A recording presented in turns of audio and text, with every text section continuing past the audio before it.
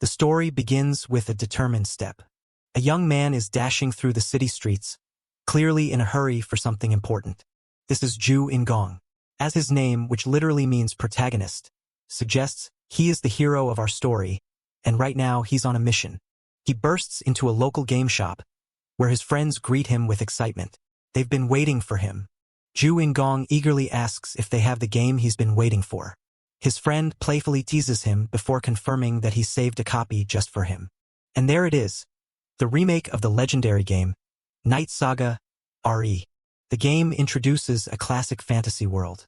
Ju In-gong is thrilled to see the familiar setting, where a party of heroes bands together for adventure. It's a game where you choose between the human hero, Locke, and fight for justice. Or they can walk a darker path. The game also allows you to side with the forces of darkness and play as the Demon King's eldest son, the formidable Zephyr Ragnaros. Back in his room, Ju In-gong is completely absorbed, his face lit up by the screen as he dives into the world he loves. But this time, it's different. This isn't just a game on a screen. He puts on his advanced VR helmet, ready for full immersion. With the game in hand, he walks over to his high-tech gaming chair, ready to leave the real world behind. He takes out the Night Saga game cartridge, the key to his new adventure. He settles into his chair and fits the VR helmet snugly over his head. With a satisfying click, he inserts the cartridge into the console. Everything is set. He crosses his arms, a confident smile playing on his lips, ready to conquer the game. I'll take it easy today, he thinks to himself with a grin, and only play for 8 hours. For a dedicated gamer like him, that's just a warm-up. As he initiates the game, his world is consumed by a brilliant flash of light. The dive begins. But as the light fades, he doesn't see a menu screen. Instead, he's looking up at a grand, unfamiliar ceiling. Before he can even process his surroundings, a gruff voice cuts through the air. A massive orc is staring right at him, completely baffled. Ju In-gong is even more shocked. He's not playing as the hero Locke or the demon Zephyr. He has become a young boy with white hair and red eyes. He realizes with a start that he can understand and even speak to the NPCs, something that was never advertised. Trying to get his bearings in this unervingly realistic world, Ju In-gong asks for the orc's name. The reply is anything but scripted. The orc, who introduces himself as Karak, seems genuinely annoyed that he could have forgotten, adding to Ju In-gong's growing sense of unease. Karak's subsequent look of concern and suspicion sends a chill down his spine. The way the orc peers at him from behind a curtain isn't an animation loop. It's a look of genuine worry. The realization begins to dawn on Ju In-gong that this is no longer a game. The reality of his situation sinks in. Ju In-gong realizes he has been forced into the body of Shutra Ignis, the Demon King's 9th son. He's bewildered. He never even got to a character selection screen. Falling back on his gamer instincts, Ju In-gong makes a familiar gesture, trying to pull up the status window to get some answers. And it works. A status window flickers into existence, confirming his new identity. Shutra Ignis, a level 1, 14-year-old Gonnerv prince. But his relief turns to despair as he examines his stats. Every single one is a pathetic 5 points. He can't believe it. Even a common NPC has higher stats than this supposed prince. He then notices his skills. One gives him a flicker of hope. Protagonist setting adjustment. He smirks, wondering if this is the game's version of plot armor. His inspection is cut short as Karak yells for him to come out from behind the curtain. Ju In-gong, still processing everything, obediently follows Karak out into the open. The world outside the tent is a military camp, leaving Ju In-gong utterly bewildered. Trying to lighten the mood with his protagonist's skill in mind, he jokes about the tense, warlike atmosphere. Karak is not amused and bluntly tells him to get serious. Karak drops a bombshell. They are heading out to eliminate the Scarlet Lightning bastards. Ju In-gong is horrified. This isn't a tutorial. He's been thrown directly into a conflict. The enemy, the Scarlet Lightning tribe, is an army of fierce, red-skinned orcs led by the ruthless General Kaichon. They have staged a military uprising. Ju In-gong is stunned to learn that as the 9th prince, he is expected to resolve this crisis alongside the 7th and 8th princesses. He questions why they are only taking 10 people to a war, but Karak corrects him, saying it's just a patrol, a detail Shutra should have known from the previous day. Karak's suspicion grows. He asks Ju In-gong if he ate something bad, because his memory loss and strange behavior are becoming more and more concerning. As they march, Ju In-gong's gamer instincts kick in again when he sees a minimap interface appear in his vision. His eyes light up. Thanks to his extensive knowledge of Night Saga, he recognizes a hidden path on the map. He immediately thinks it must be a secret event. While Karak struggles to navigate with a physical map, Ju In-gong confidently steps forward, declaring that he knows a much faster route. Karak can only stare in confusion. Trusting his game knowledge, he leads the orc patrol through the dense forest. The orcs, including Karak, follow their strange, amnesiac prince without question. The hidden path is not easy, forcing the patrol to scale steep, rocky cliffs. The physical exertion is too much for his weak, level 1 body. Ju In-gong is sweating and panting heavily, feeling the real-world consequences of his low stamina stat. Finally, his knowledge pays off. He leads the group to a hidden entrance carved into the mountainside. Karak is astonished by the discovery, asking how Ju In-gong could have found this place and wondering if he's a mage. Still gasping for air, Ju In-gong dismisses the idea, too exhausted to explain his gamer knowledge. Seeing him struggling to breathe, Karak asks with genuine concern if he's alright. Ju In-gong laments the harsh reality of his stats, muttering that he never knew a level 1 character could be this physically unfit as they approach the hidden Dwarven Gate. As they reach the Dwarven Gate, Ju In-gong, still catching his breath, starts to give orders based on what he remembers from the game. Suddenly, before he can finish his sentence, his body is engulfed in a brilliant, fiery aura. He looks on in shock, completely clueless as to what is happening to him. A system message flashes before his eyes. "You have leveled up." He can't believe it. He stares at his interface in disbelief. He actually gained a level just from walking.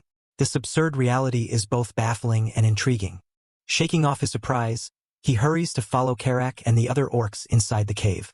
He gives himself a small pep talk. At least he isn't alone. More importantly, his gamer heart pounds in anticipation of the loot he's sure to find. The cave opens into a vast, dark cavern, promising hidden dangers and treasures.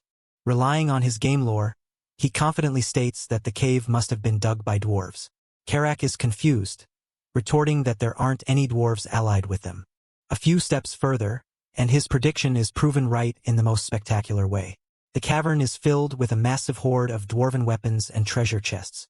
Karak is left speechless. The other orcs roar in celebration, shouting that they've struck gold as they eagerly grab powerful new axes and shields. They celebrate their good fortune, mocking the stupid dwarves for leaving behind such a valuable armory. Ju In-gong, however, remains silent. His eyes are fixed on the high-tier weapons scattered on the ground, his gamer senses tingling. But as he tries to equip them, his hopes are dashed. System messages pop up one after another, all saying the same thing. His level, strength, and magic are all insufficient. He doesn't give up. If he can't wield them, he can still store them. He tries to access his inventory, remembering that all he needs to do is touch an item and think about taking it. Just as he's about to start hoarding, something on his interface catches his eye, giving him a sudden sense of dread. At the same moment, the orcs guarding the entrance sense something is wrong. Suddenly, a massive explosion rips through the cave entrance. They've been ambushed. The blast throws his orc allies through the air like ragdolls, sending the cavern into chaos. A figure steps through the dust and rubble. The red skin and formidable stature leave no doubt. The Scarlet Lightning tribe has found them. A brutal battle immediately erupts as Kaiken's forces storm the cave, clashing with Karak's patrol. The fight is a desperate, bloody struggle for survival. Armed with nothing but a flimsy wooden sword, Ju In-gong finds himself in the middle of the slaughter, completely out of his league. He watches in horror as one of his orc companions is struck down right before his eyes. Panic floods his mind. What can he possibly do? A cold, calculating gamer instinct cuts through the fear. If he can't fight, maybe he can at least steal their kills and get some EXP. Stealing his nerves, Ju In-gong decides to act. He spots an enemy orc already wounded and engaged with one of his allies and rushes in for a kill steal. With a desperate battle cry, he brings his wooden sword down with all his might. But his attack is utterly pathetic. The flimsy wooden sword shatters on impact, leaving him stunned and defenseless. The massive Scarlet Lightning orc slowly turns its head, its glowing red eyes locking onto the foolish boy who dared to strike it. Just then, the enemy general, Kai-chan, makes his presence known with a powerful stomp that shakes the cavern floor. Kai-chan lets out a terrifying war cry, rallying his troops and throwing Ju In-gong into a state of pure panic. Ju In-gong can only scream in terror as the chaos and violence escalate around him. Just as an enemy closes in, a massive green form intercepts the blow. Karak has come to his rescue. He looks up to see the loyal orc standing over him protectively. Karak single-handedly holds back the tide of enemies, fighting with a ferocity that Ju In-gong could only dream of. He can't take it anymore. He decides to log out, frantically searching for the menu button. This is too scary, too real. He glances at his status window one more time. Even after leveling up, his stats are still pitifully low. As he desperately scans the interface, his eyes widen in dawning horror. The chilling realization hits him like a physical blow. There is no menu. There is no logout option. He is trapped. While he sits frozen in shock, he's spotted by the enemy commander. Kai-chan sees the defenseless prince and decides to end it.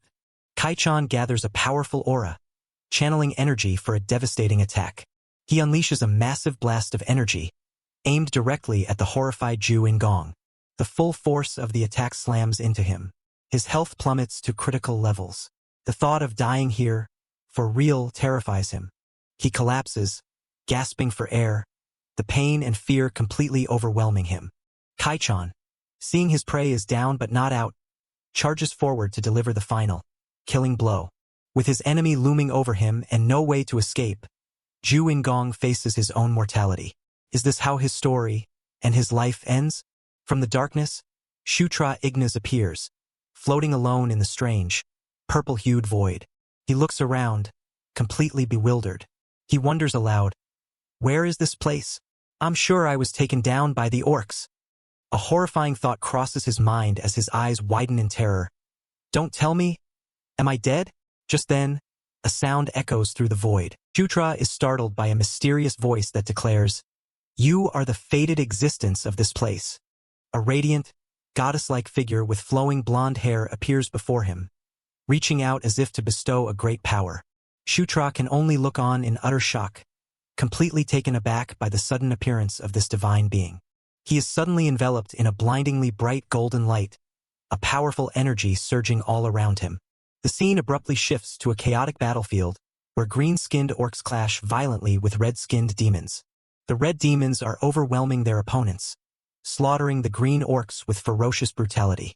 From the ranks of the red demons, their menacing leader, Kai-chan, emerges, observing the battle. Kai-chan scoffs at the small number of his enemies, sneering, "Are they ignorant or just stupid?" Shutra suddenly finds himself on the battlefield. Facing him, Kai-chan gives a chilling order to his troops. "There's no need to waste time. Kill them all."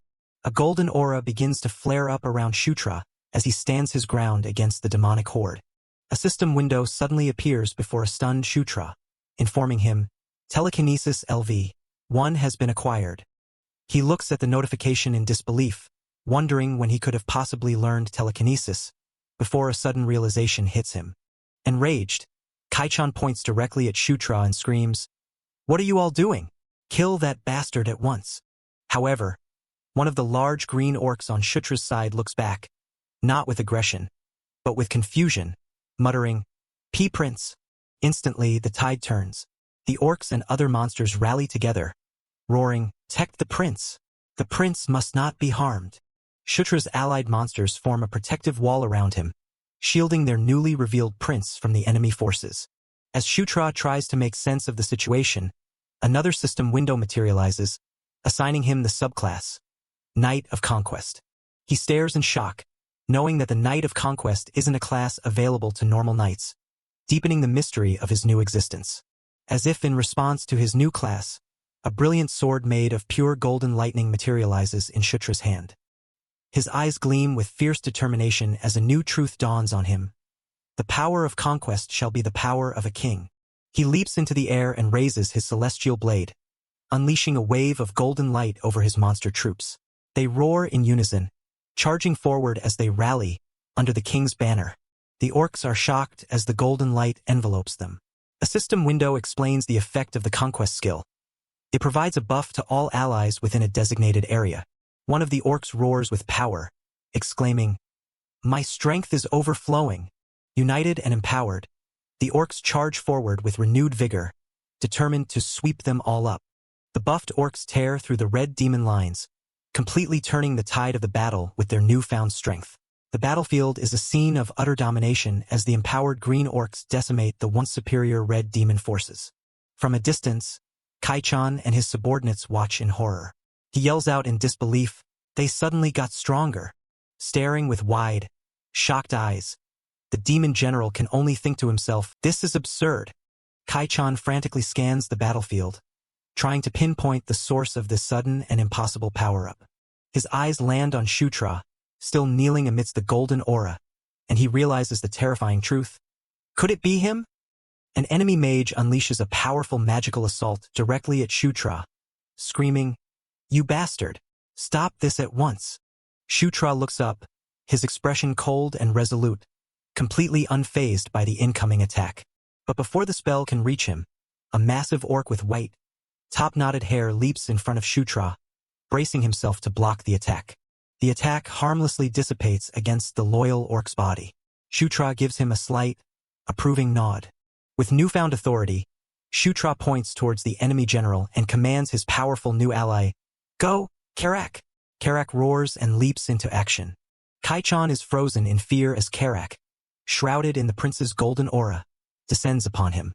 The demon general's confidence shatters, and he desperately pleads, "Wait a second!" But it's too late. With a single, swift strike, Karak decapitates the enemy leader. Kaiken's head hits the ground, his expression of terror frozen on his face. The remaining red demons look on in stunned silence. Panic erupts, and the red demons begin to flee for their lives.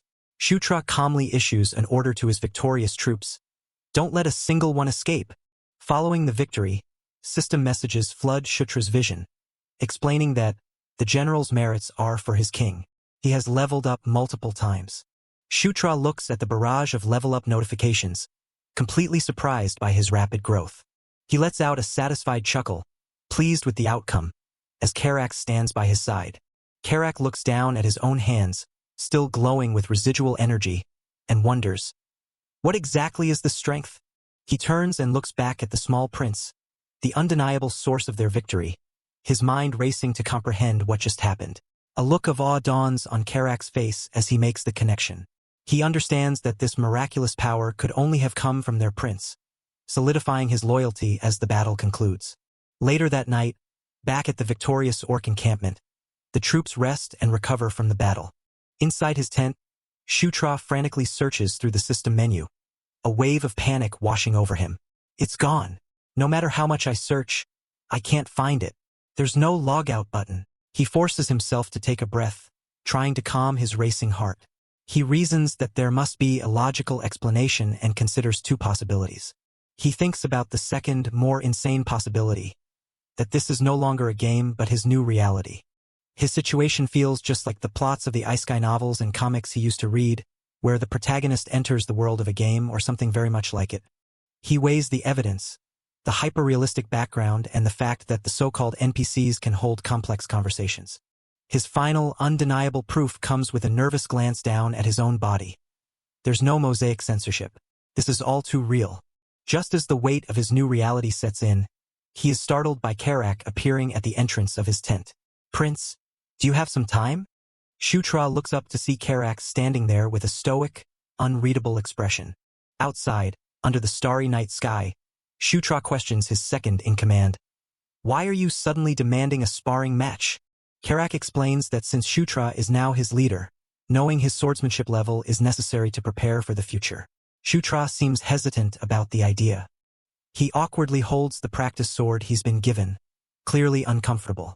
Seeing his prince's hesitation, Karak tries to offer some reassurance, though it comes out as patronizing. "Don't worry. I'll hold back as much as I can." Shutra's expression immediately darkens. Offended by the orc's lack of respect, he smirks and asks, "Is that the kind of thing you say to a prince?" Filled with indignation, Shutra charges forward, sword raised, demanding, "If you're going to fight, then do it seriously." Karak calmly raises his own weapon, effortlessly preparing to block the prince's sloppy attack. Shutra swings wildly, but the massive orc is completely unimpressed by the amateurish display. His pathetic attempts to strike the orc are completely ineffective, his sword bouncing harmlessly off Karak's massive frame. He even resorts to throwing a rock, which simply bounces off Karak's head. The orc remains stoic and unimpressed. Having had enough, Karak decides to get serious, easily parrying Shutra's sword with a powerful swing of his own. Shutra is knocked to the ground. Karak rushes to his side, asking if he's alright but also chiding him. Come on, you shouldn't hit that hard all of a sudden. But as he sits on the ground, a familiar ding echoes, and a system window appears before a confused Shutra. Basic Swordsmanship LV1 has been acquired. He stares at the notification in total shock. Did I just acquire swordsmanship? But when? His mind flashes back to the moment he acquired telekinesis. He wasn't practicing it. He was under immense pressure. An electrifying thought connects the two events, and it all starts to make sense. His shock morphs into a grin of understanding as he deciphers the cheat code to this world. He acquires skills by directly experiencing them with his own body. A new path to power has just been unlocked. Seeing the prince on the ground, Karak suggests they end the sparring match for the day. But from the ground, Shutra's defiant voice cuts him off. Who said it's over? Karak turns back, surprised. Shutra now stands tall, his fear and uncertainty replaced by a confident, predatory grin. He has discovered the secret to gaining power in this new world, and he is ready to embrace the pain to become stronger. Continuing from the previous chapter, Shutra Ignis rushes forward, his movements now filled with a newfound power and confidence as he charges towards his enemy. He clashes with a massive orc soldier, his blade meeting the enemy's tough skin with a powerful impact, showcasing his dramatically improved combat skills. Watching from the side, Shutra's loyal ally, the orc named Karak, observes the fight with a hint of surprise, noting internally that the prince's movements are much better now. Shutra, fueled by his game knowledge and new abilities, questions why his opponent was so terrible at the beginning. He realizes it's not that his own skill suddenly got better, but something else has changed. The two continue their fierce battle, their blades clashing under the dark sky. Shutra lands gracefully, his determination burning in his eyes. He has successfully defeated the orc. Feeling proud of his victory, Shutra confidently turns to his ally and asks, "How's that? Not bad, right? Karak, what level are you?" Karak, standing with his back to Shutra, replies that the last time he checked, he was level 21. Shutra quietly repeats the number, looking at his own status screen. His status window reveals his information. Name, Shutra Ignis. Age, 14. Species, Gandharv. Note, Prince.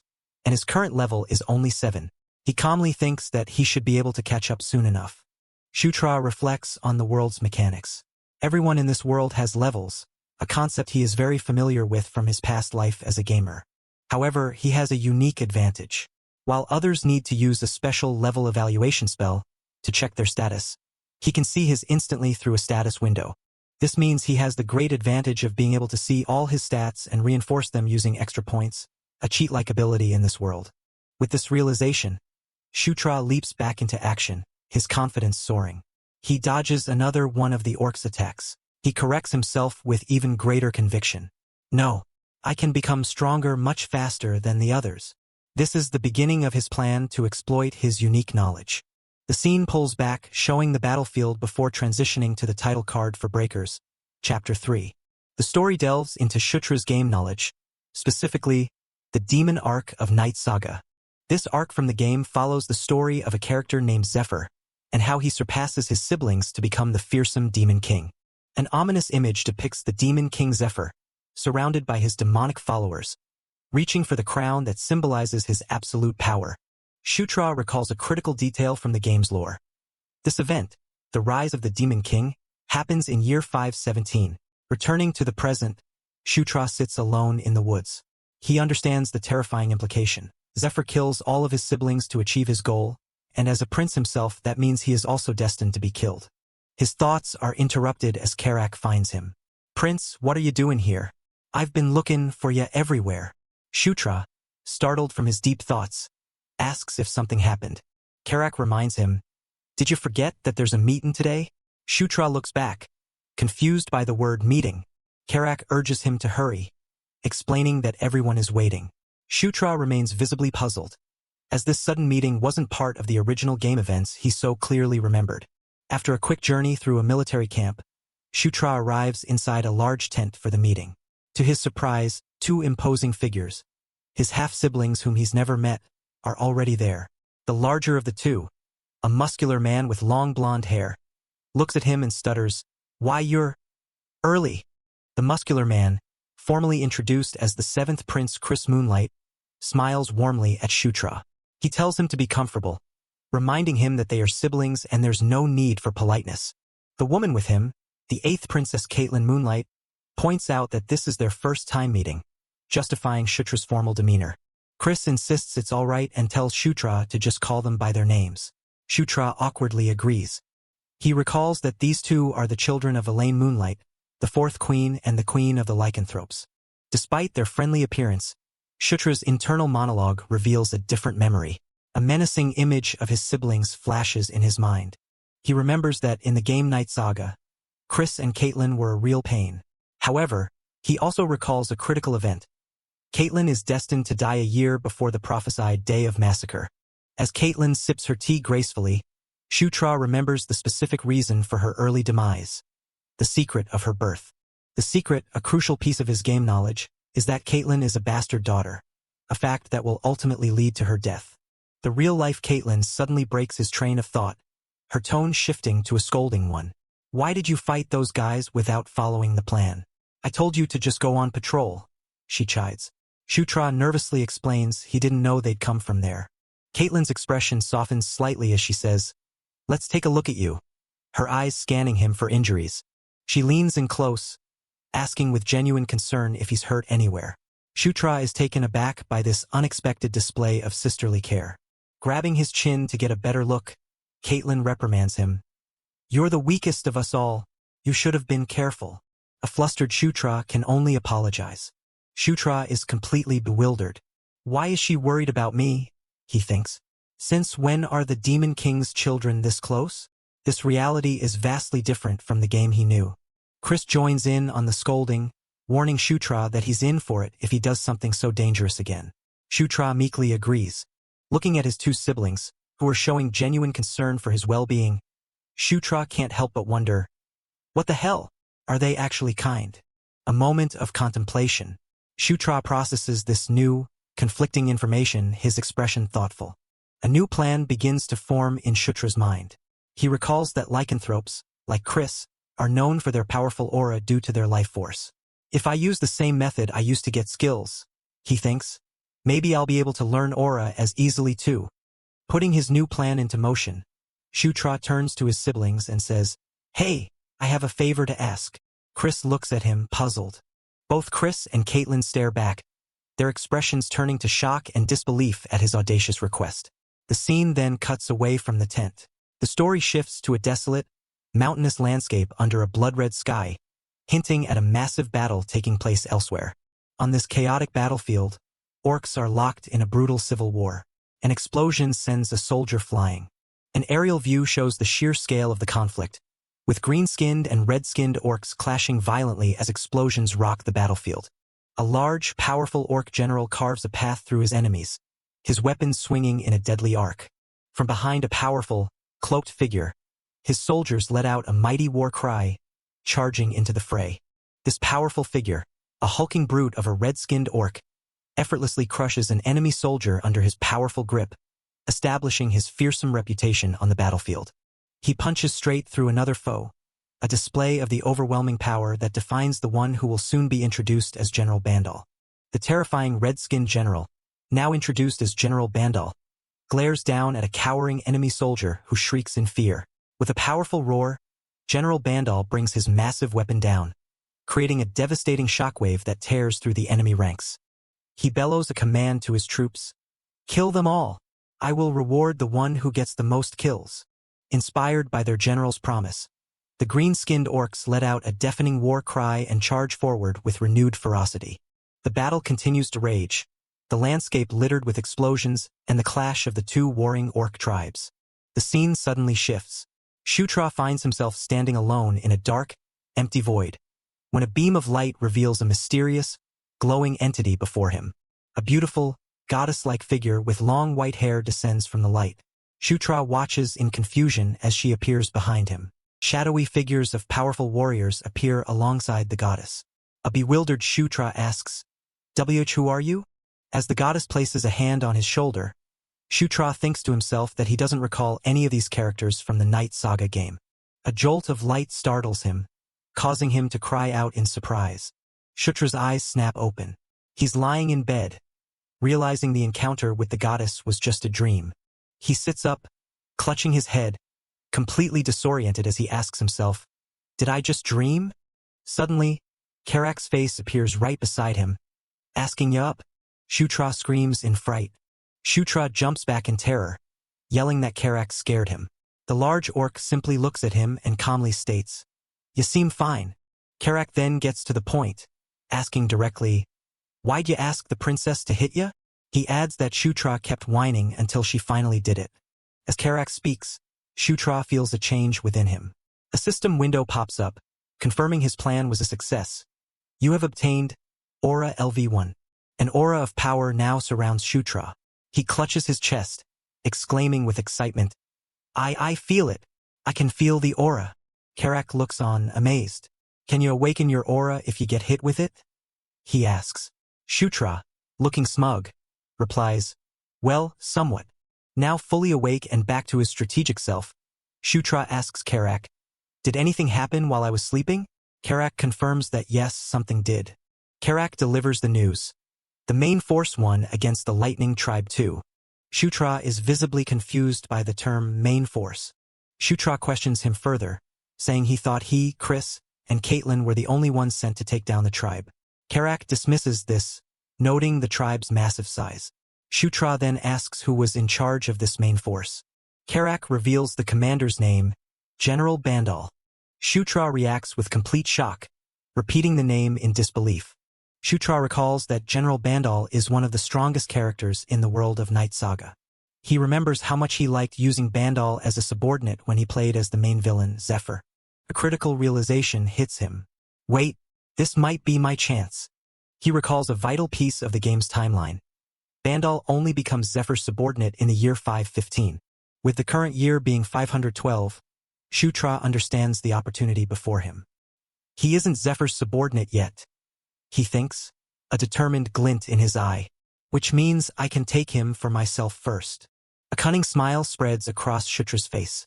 Thanks to his past life as an obsessive gamer, he knows everything there is to know about General Bandal. But most importantly, he knows the single most critical requirement for bringing the powerful general to his side. You have to defeat him in a one-on-one duel. Armed with this crucial insider information, Shutra feels a surge of confidence. He firmly believes he can succeed in making Bandal his subordinate before his fated rival Zephyr even has a chance. With his eyes gleaming with ambition, Shutra sets his first major goal in this new world. First, Bandal. He vows internally, "You're gonna be my subordinate." The scene opens on a military encampment under a daytime sky, with large tents and flags bearing a golden eagle emblem. A text box labels the location as Caitlin's camp. Inside one of the tents, the muscular, blonde-haired Chris Moonlight looks shocked. He exclaims in disbelief at Shutra, who is holding a glowing ball of energy, questioning how he could have reached the first level of aura expulsion in just a single day. In the background, Princess Caitlin looks on with a curious expression. Shutra smirks confidently, his red eyes gleaming. He boasts that this much is a given, since he put all of his available points into his aura stat. He continues his explanation, stating that it wasn't a rash decision.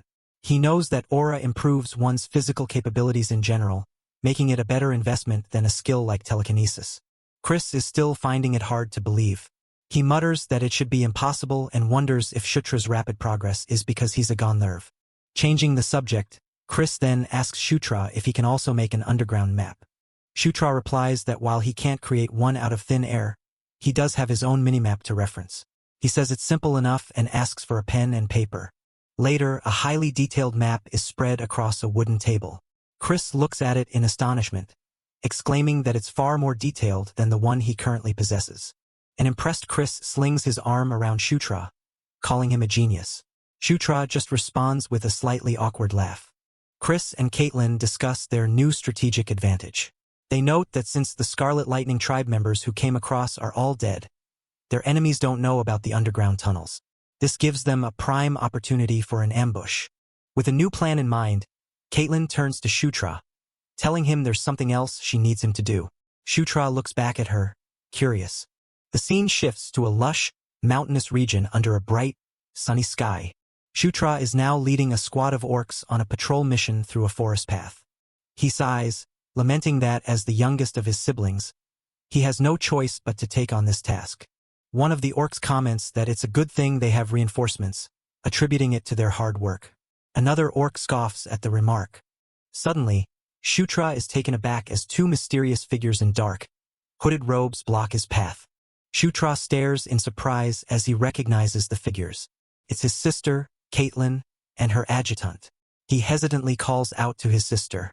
He asks what's with the robe, but Caitlin quickly shushes him, explaining that she's following him in secret, just in case something happens. Caitlin looks at him with a serious but caring expression, her golden eyes focused on him. She clarifies that she will only step in if things become really dangerous, as this needs to be his own accomplishment. Shutra thinks to himself, questioning if she's stupid for supporting him like this, but then wonders if it can truly be called his accomplishment under these circumstances. Shutra turns to Caitlin's companion, a blonde girl with glasses also wearing a robe, and introduces himself.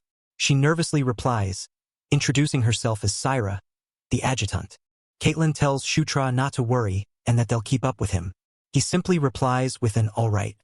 The scene changes, showing the dark, foreboding entrance to an underground cavern system.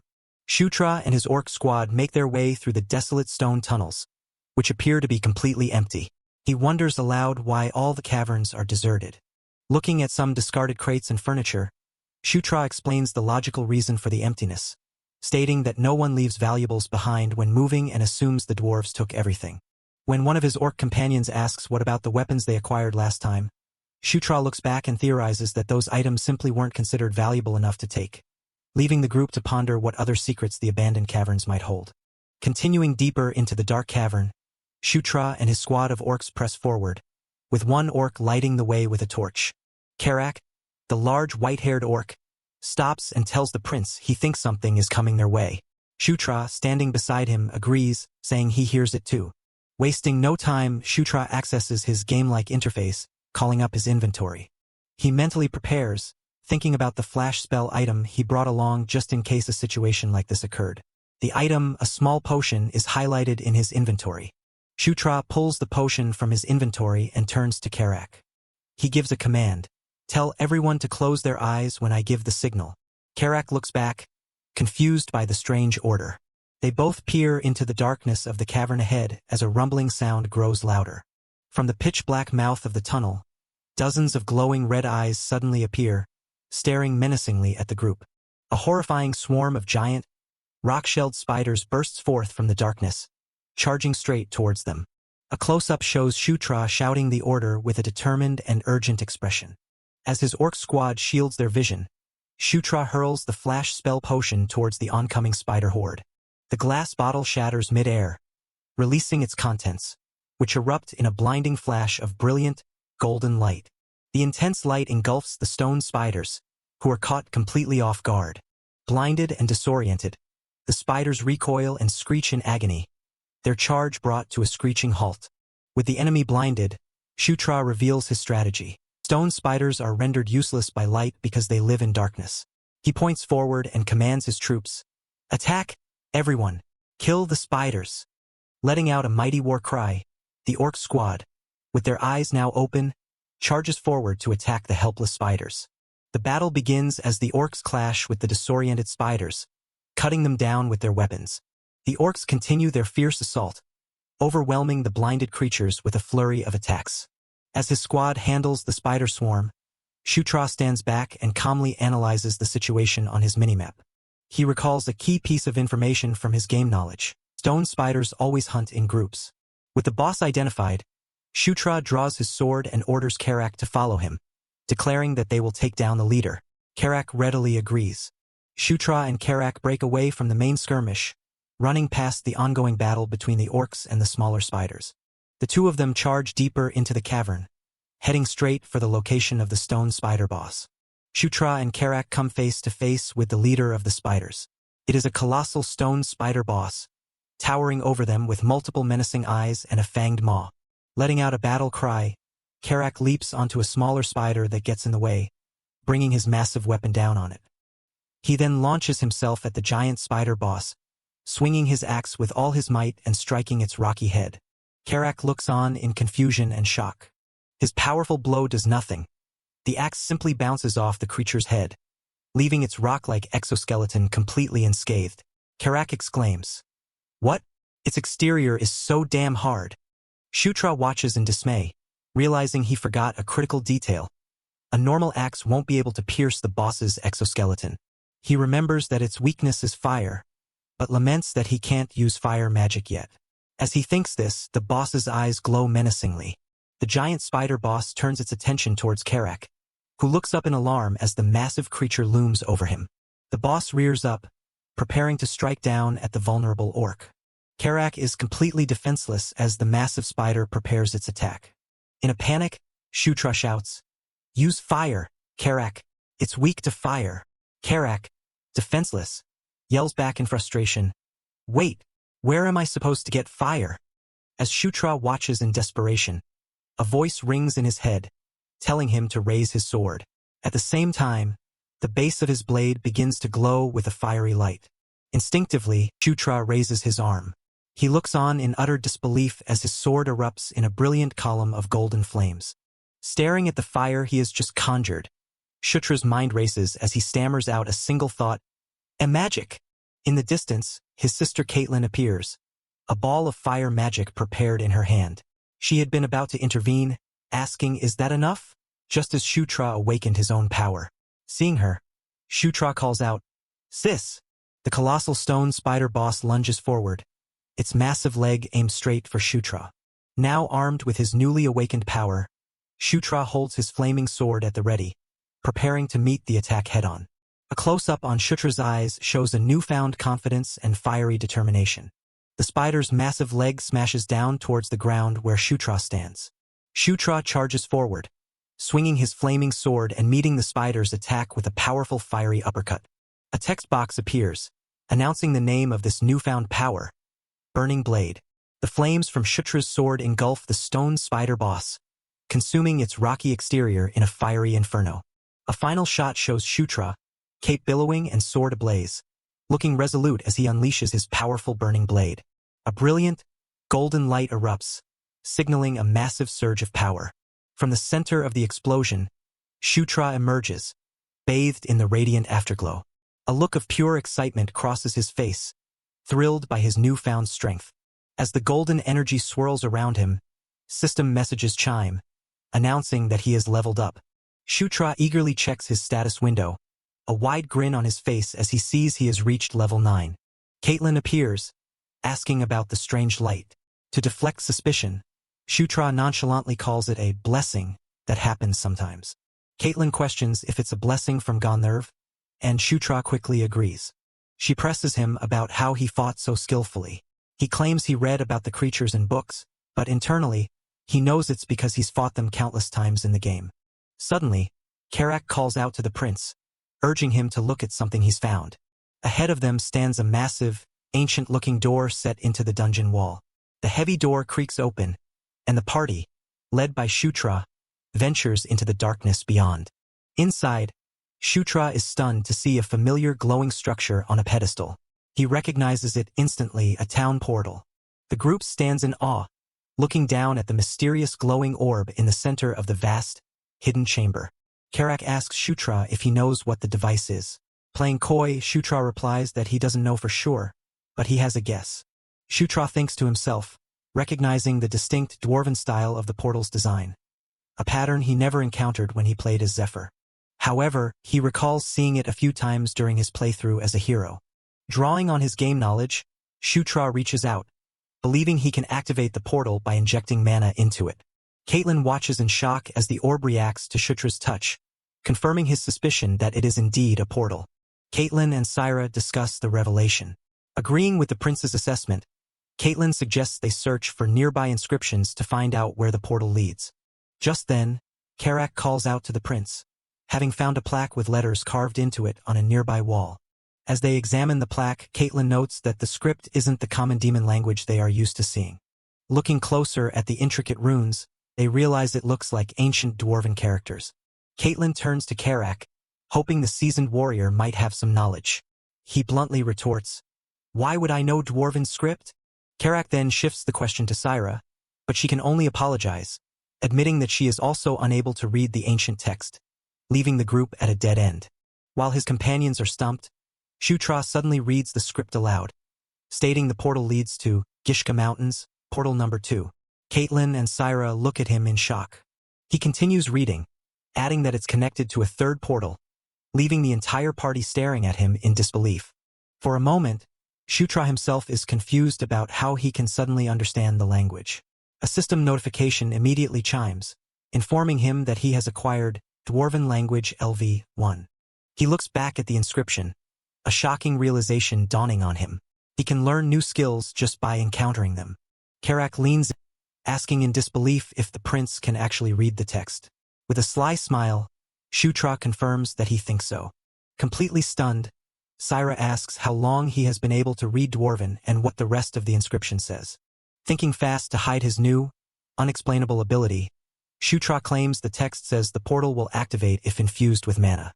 To maintain his cover, he turns to Caitlin and asks her to be the one to inject the mana, pretending he is unable to do it himself. He feigns incompetence, claiming he's still too clumsy with mana for such a task. A skeptical Caitlin simply replies, "Fine." Caitlin steps forward, placing her hand on the orb and channeling her energy into the ancient device, causing it to glow brightly. A massive, holographic projection erupts from the portal, forming a three-dimensional map of light that towers over the astonished group. Shutra instantly recognizes the terrain from his game knowledge, explaining that the map shows the Gishka Mountains, their current position, and the location of a third portal. The strategic importance of this discovery dawns on Karak, who notes that the main forces of the Scarlet Lightning tribe are stationed in those very mountains. Shutra agrees, realizing they now have a perfect way to strike the enemy from behind. Shutra decides they should stop for the day and return to camp. This intelligence is too vital, and he needs to discuss their next move with his brother. Back at their encampment, news of the portal's discovery creates a wave of excitement and awe among the troops. An ecstatic Chris Moonlight grabs hold of a flustered Shutra, joyfully praising him and calling him a true blessing for their cause. Chris generously offers Shutra any reward he desires, promising to grant it as long as it's within his power. Shutra humbly tries to refuse the offer, but Chris insists, stating that as his leader and elder, he feels compelled to reward him. After Chris playfully insists that a refusal would hurt his feelings, Shutra pauses before cautiously asking if an unreasonable request would be okay. Now even more curious, Chris encourages him to ask for whatever it is he wants. Shutra hesitates, building the suspense. Taking a deep breath, Shutra makes his audacious request. "Can you teach me the beast god fist art?" Chris is rendered utterly speechless, his face a mask of pure shock at the sheer audacity of Shutra's request for a legendary S-rank martial art. Shutra calmly begins to justify his bold request, explaining that because his level is still too low to properly wield weapons, his only path to gaining real strength is by mastering powerful, unarmed techniques directly. Shutra knows exactly what he's asking for. The Beast God Fist Art is an S-rank martial art, a powerful and secret technique passed down exclusively through the lycanthrope royal family. He preemptively softens the blow of an expected refusal, admitting that he knows it's a difficult request and that he was prepared to be turned down. But to his absolute shock, Chris agrees to teach him. Shutra is so surprised he can barely manage a stunned. Chris quickly clarifies the terms. Naturally, he cannot teach the secret techniques that are exclusive to his family. However, he is willing to teach Shutra the fundamental principles of its aura. An ecstatic Shutra can hardly believe what he's hearing. Chris asks if this compromise is a good enough gift, leaving Shutra momentarily speechless. Seeing his silence, Chris teases him, asking if he doesn't like the offer. Shutra quickly erupts in frantic gratitude, insisting the gift is absolutely perfect. Chris's tone then becomes serious as he calls out Shutra's name, capturing his full attention. He offers Shutra a bond deeper than a simple alliance, asking if he can think of him as a brother from now on. Shutra is taken aback by the weight of the word, repeating brother, as he processes the significance of the gesture. With a determined look in his eye, Chris affirms that it is indeed a meaningful word, a true offer of kinship. A genuine smile spreads across Shutra's face. He admits that he doesn't dislike the idea at all. In fact, he rather likes it and agrees. With that, the two seal their new bond as brothers with a firm handshake. Chris and Caitlin both smile, their alliance with the young but brilliant prince now solidified on a much deeper level. Shutra looks at his new allies with a confident smile, ready to work together from this day forward. As if to officiate the moment, a system notification appears before Shutra, confirming the establishment of his alliance with Chris and Caitlin Moonlight. The scene shifts to the rugged, sun-setting landscape of the Gishka Mountains. Here, nestled within the peaks, is the formidable encampment of the Scarlet Lightning tribe. Inside the camp, fierce, red-skinned orc warriors stand guard, their presence menacing. An orc leader menacingly interrogates an unseen captive, stating that they wouldn't have come to this place without a specific target in mind. He leans down, mockingly addressing the captive as our princess, and demanding to know what brings her to their territory. The scene reveals the captive, a woman with long dark hair, bound by glowing magical chains. A caption introduces her as the sixth princess, Felicia Doomblade, setting the stage for the next conflict. Shutra Ignis studies his character stats, a familiar interface from the game he once knew. All his abilities have been steadily rising, but one stat catches his eye, making him ponder. His charisma. He recalls his progress, thinking to himself that at first, every time he leveled up, all his stats increased by 2. But at some point, his charisma only started going up by 1. He questions this discrepancy, remembering a key detail from the original Night Saga game. In it, appearance and charisma were entirely separate stats. The game's logic was simple. Appearance was merely how good-looking a character was, while charisma measured how likable they were in the eyes of others. A subtle but important distinction. Shutra smirks, figuring his rapid growth in other areas makes up for it. More importantly, he looks at his status window, confirming he is Shutra Ignis, a level 9 Gandharv prince. His excitement builds as he's about to hit level 10. He remembers that in Night Saga, reaching level 10 was a major milestone. Characters like the villains Zephyr and Locke unlocked their powerful, unique skills, Descendant of Darkness and The Chosen One. A confident smile spreads across Shutra's face as he anticipates his own power-up. Suddenly, a gruff voice calls out, "Prince!" as a large figure peeks into his tent. Shutra turns to the visitor, his excitement barely contained, and declares, "Everything's ready. Shall we depart?" The visitor, a large, green-skinned orc named Karak, enters the tent and notes Shutra's cheerful mood. Shutra quickly brushes it off. With their preparations complete, the two walk out of the tent to begin their journey. Stepping outside, Shutra and Karak are greeted by the sight of a massive army of orcs, all assembled and waiting for their command. The camera pans over the formidable legion of green-skinned warriors, their sheer numbers a testament to the forces Shutra now commands. With a determined glint in his eyes, Shutra addresses his army and gives the command they've all been waiting for.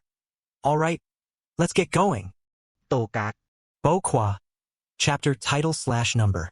The scene transitions to a vast, sprawling mountain range, its peaks reaching high into the sky, signaling the start of their expedition. Their path leads them to the dark, ominous entrance of a cave nestled within the rocky mountainside. Inside, a fierce battle is already underway. Orcs and wolf-like creatures are locked in a chaotic and brutal fight. The frenzy of combat seems directed towards the back of the cave, where the creatures are desperately rushing towards a large, glowing gate. A group of formidable warriors steps out from the glowing portal. Leading them is the muscular, blonde-haired elf, Chris Moonlight, followed by Shutra, Karak, the sharp-eyed elf Caitlin Moonlight, and another hooded figure. Two mysterious figures in animal-like hoods are examining a glowing orb. Chris Moonlight asks if their investigation is complete. One of them, a person in a fox hood, reports that the portal is indeed connected to the Eska River of the Gishka Mountains, just as they predicted. The fox-hooded scout looks up with a pleased and confident smile, their task successfully completed. Chris asks if the portal is functioning properly. The scout reassures the group, stating that there are no issues. It's as sturdy as one would expect from dwarven craftsmanship. Satisfied with the report, Chris gives the decisive order to his companions. "Good, let's move." The two hooded scouts raise their hands, channeling their energy into the orb.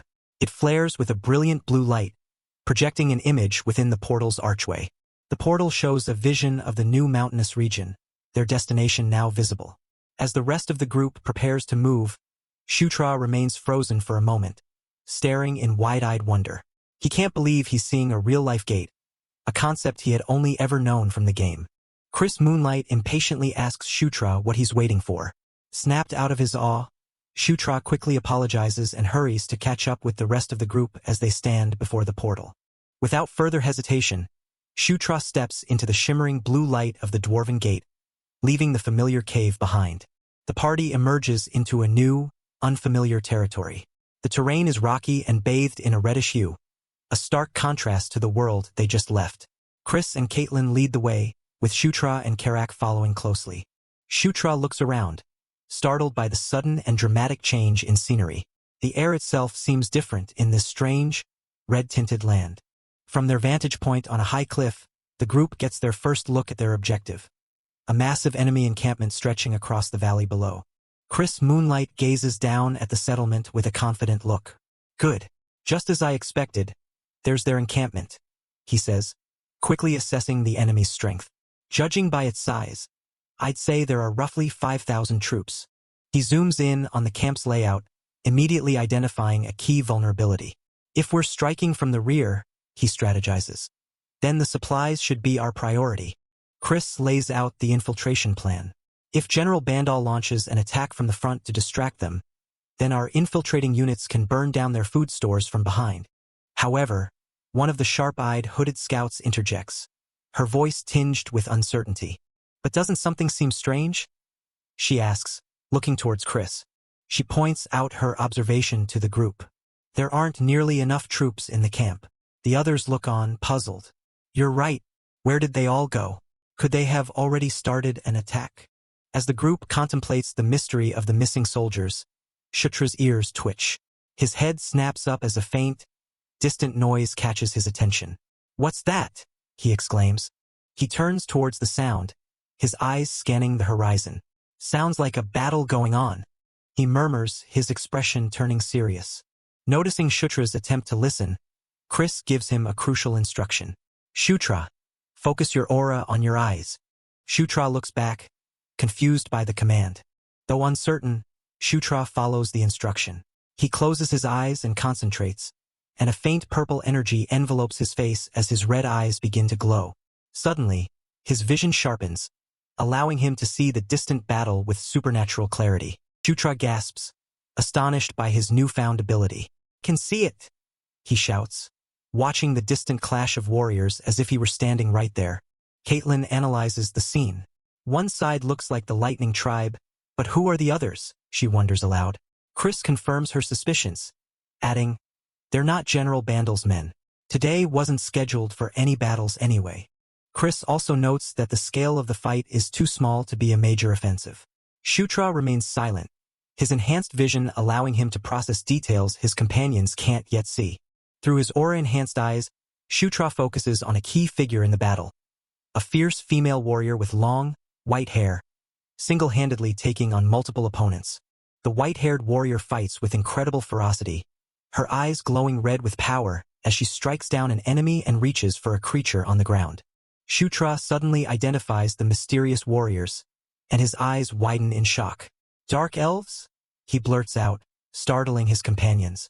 Caitlin turns to him, surprised. What? Did you just say dark elves? Shutra confirms, explaining how he recognized them. Yes.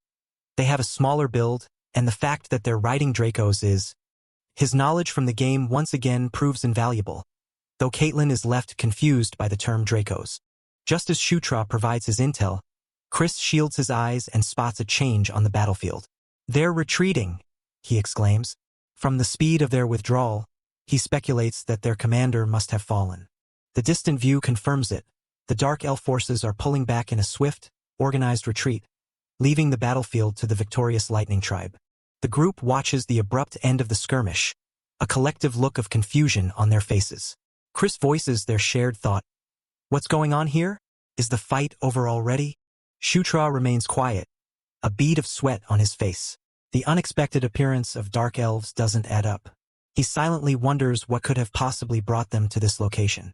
Suddenly, a holographic message crackles to life before the group. A voice booms, "I heard you found the dwarves' portal." The group turns to face the communication. It's a massive hologram of a fearsome, red-skinned orc general, his face projected from a device on the floor. It is General Bandal. General Bandal addresses them with a pleased tone, as expected of Prince Chris's army. "But tell me, how did you know there would be a portal here?" Chris is quick to give credit where it's due. "Oh, I wasn't the one who found it," he says, gesturing to Shutra. "It was the 9th Prince, Shutra, here." Shutra, flustered by the sudden attention, stammers, "I simply got lucky." Shutra notes that the general seems strangely pleasant. Bandal acknowledges Shutra, pleased to see him again, and promises a proper reward at the Demon King's castle. Bandal then changes the subject, his tone becoming more serious. "Before that, there was a small skirmish in front of the Lightning Tribe's camp.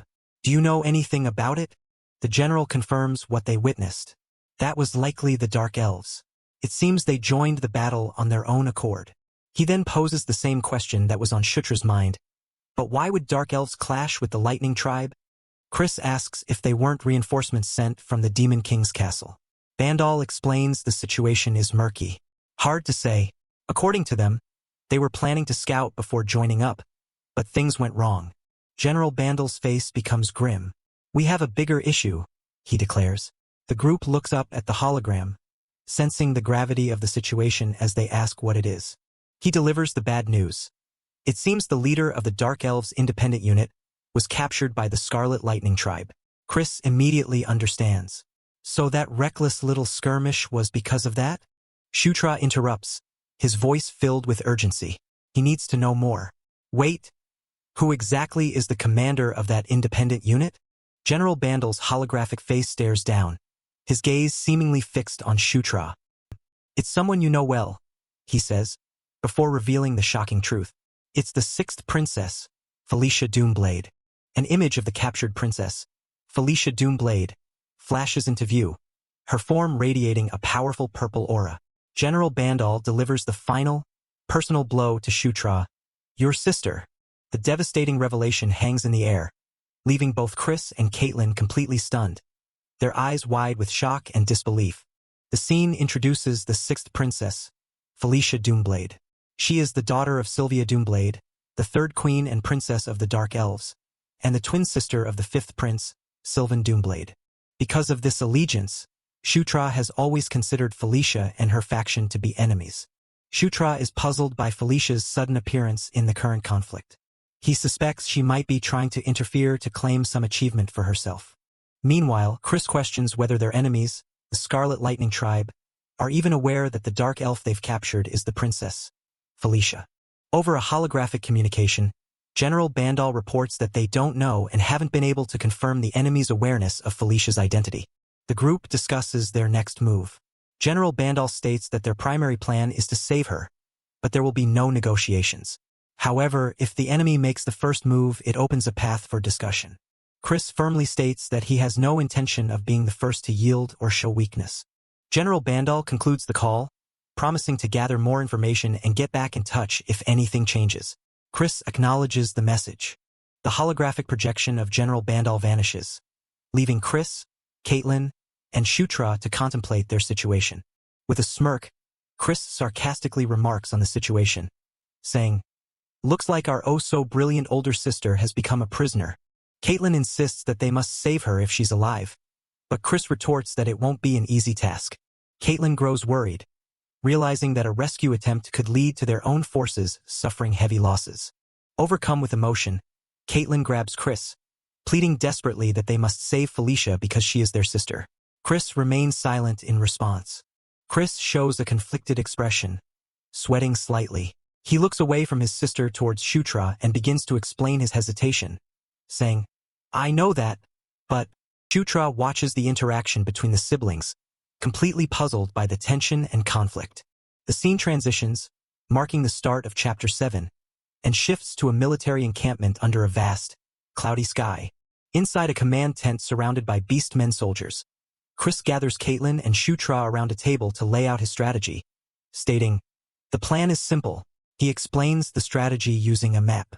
General Bandal will lead a frontal assault to lure the main force of the Scarlet Lightning tribe, while Chris's team, including Shutra and Caitlin, will strike the enemy's encampment from the rear. Chris continues, detailing that he will charge into the center of the enemy base to create chaos. He then assigns Caitlin and Shutra to lead their own squads to carry out the mission. Shutra seeks clarification, asking if the mission is specifically to rescue their sister. Chris confirms, explaining that they will first burn the enemy's food storage and armory, and then rescue Felicia. Chris adds a crucial command. If the mission becomes too dangerous, they must retreat immediately. He sternly declares, "We can't afford to lose more lives just for Felicia." Infuriated by his words, Caitlin shouts, "Brother!" But Chris cuts her off, reminding her of his position and responsibility by saying, "Quiet, I'm the commander of a unit too." Caitlin passionately argues that Felicia is family and must be saved, but Chris coldly retorts that they cannot allow her reckless actions to jeopardize the entire operation. Caught in the middle, Shutra looks on, sensing a deep-seated animosity. As he witnesses the fierce clash between the siblings, Shutra solidifies his observation. Chris shows little genuine intent to rescue Felicia, seemingly holding a grudge that runs deeper than just strategic concerns. As Shutra observes the tension between Chris and Caitlin, he speculates that there must be a deeper history of conflict between them. The scene shifts to a desolate, rocky landscape under a red sky. A heavy boot steps firmly onto the ground, signaling the beginning of the operation. General Bandal leads his army of orcs and beast-like warriors into battle, brandishing a massive weapon and shouting the command to move forward. Fueled by battle rage, one of General Bandal's orc warriors roars, vowing to annihilate the enemy, the Scarlet Lightning tribe. Meanwhile, Chris, Caitlin, and Shutra have positioned themselves on a cliff, overlooking the enemy's sprawling encampment below. From their vantage point, Chris gazes down at the enemy base, taking in the full scale of their target. The camera zooms in on the enemy soldiers patrolling the camp. Chris's eyes narrow with focus as he prepares to initiate their plan. As planned, General Bandal's forces launch the first wave of their diversionary attack, firing explosive projectiles that rain down on the unsuspecting enemy camp. Chaos erupts within the Scarlet Lightning tribe's camp as the powerful explosions send soldiers flying and tear through their defenses. With the initial bombardment complete, General Bandal himself leads the ground assault, charging forward with immense speed and power. With glowing red eyes filled with fury, General Bandal lets out a deafening roar, commanding his warriors to kill them all. As the main battle rages in the distance, one of Shutra's soldiers grows impatient, asking why they aren't moving yet.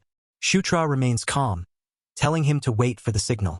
The battlefield is a scene of pure carnage as General Bandal's green-skinned forces clash violently with the red-skinned soldiers of the Scarlet Lightning tribe.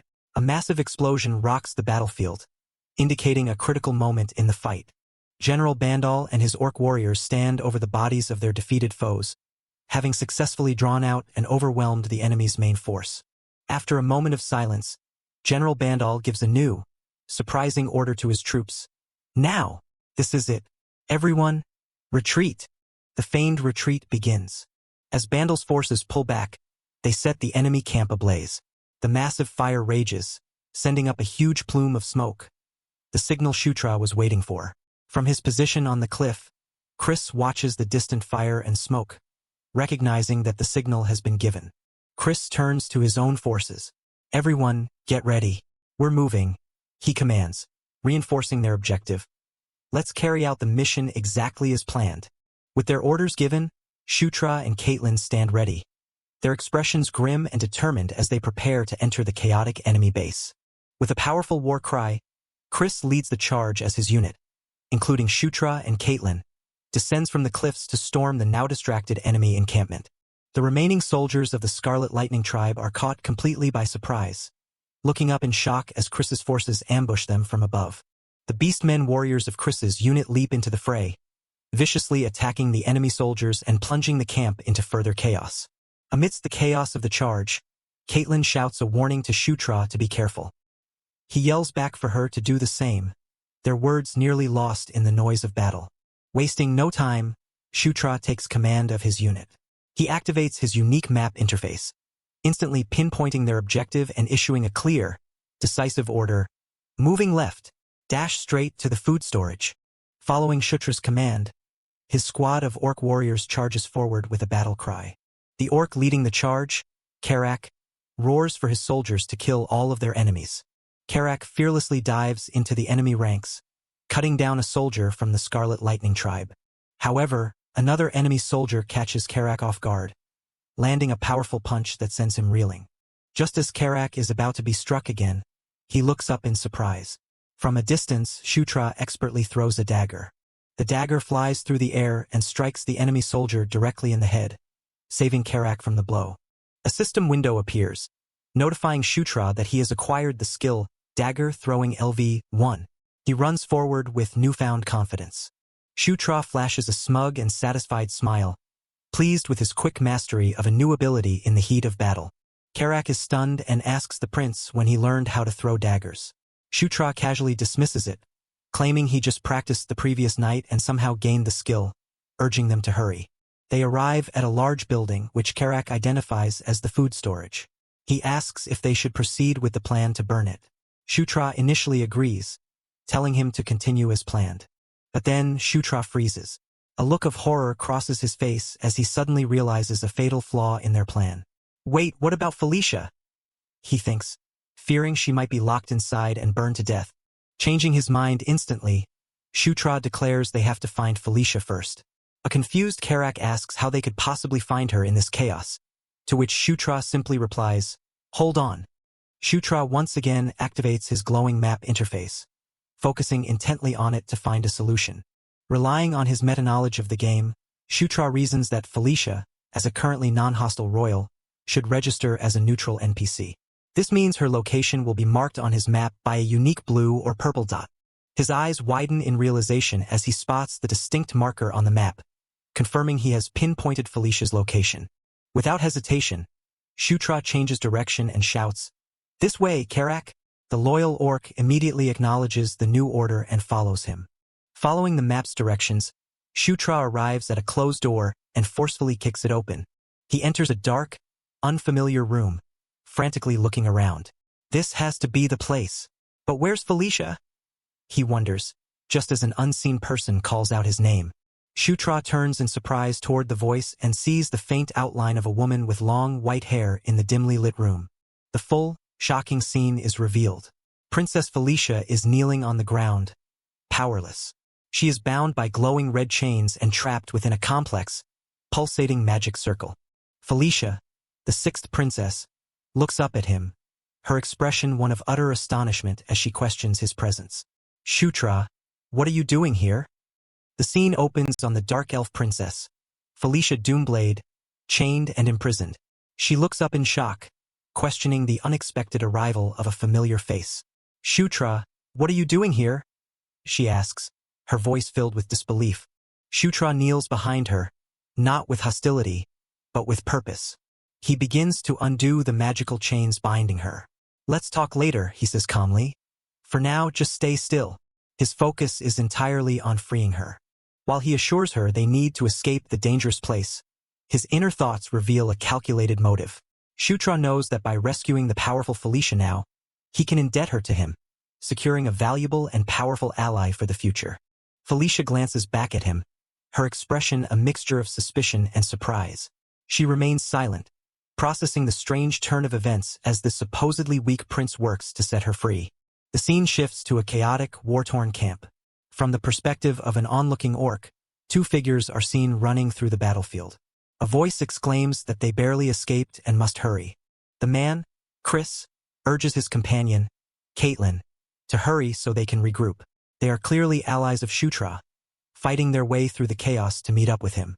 Back with Shutra and the now-freed Felicia, he asks if Chris and Caitlin had come to rescue her.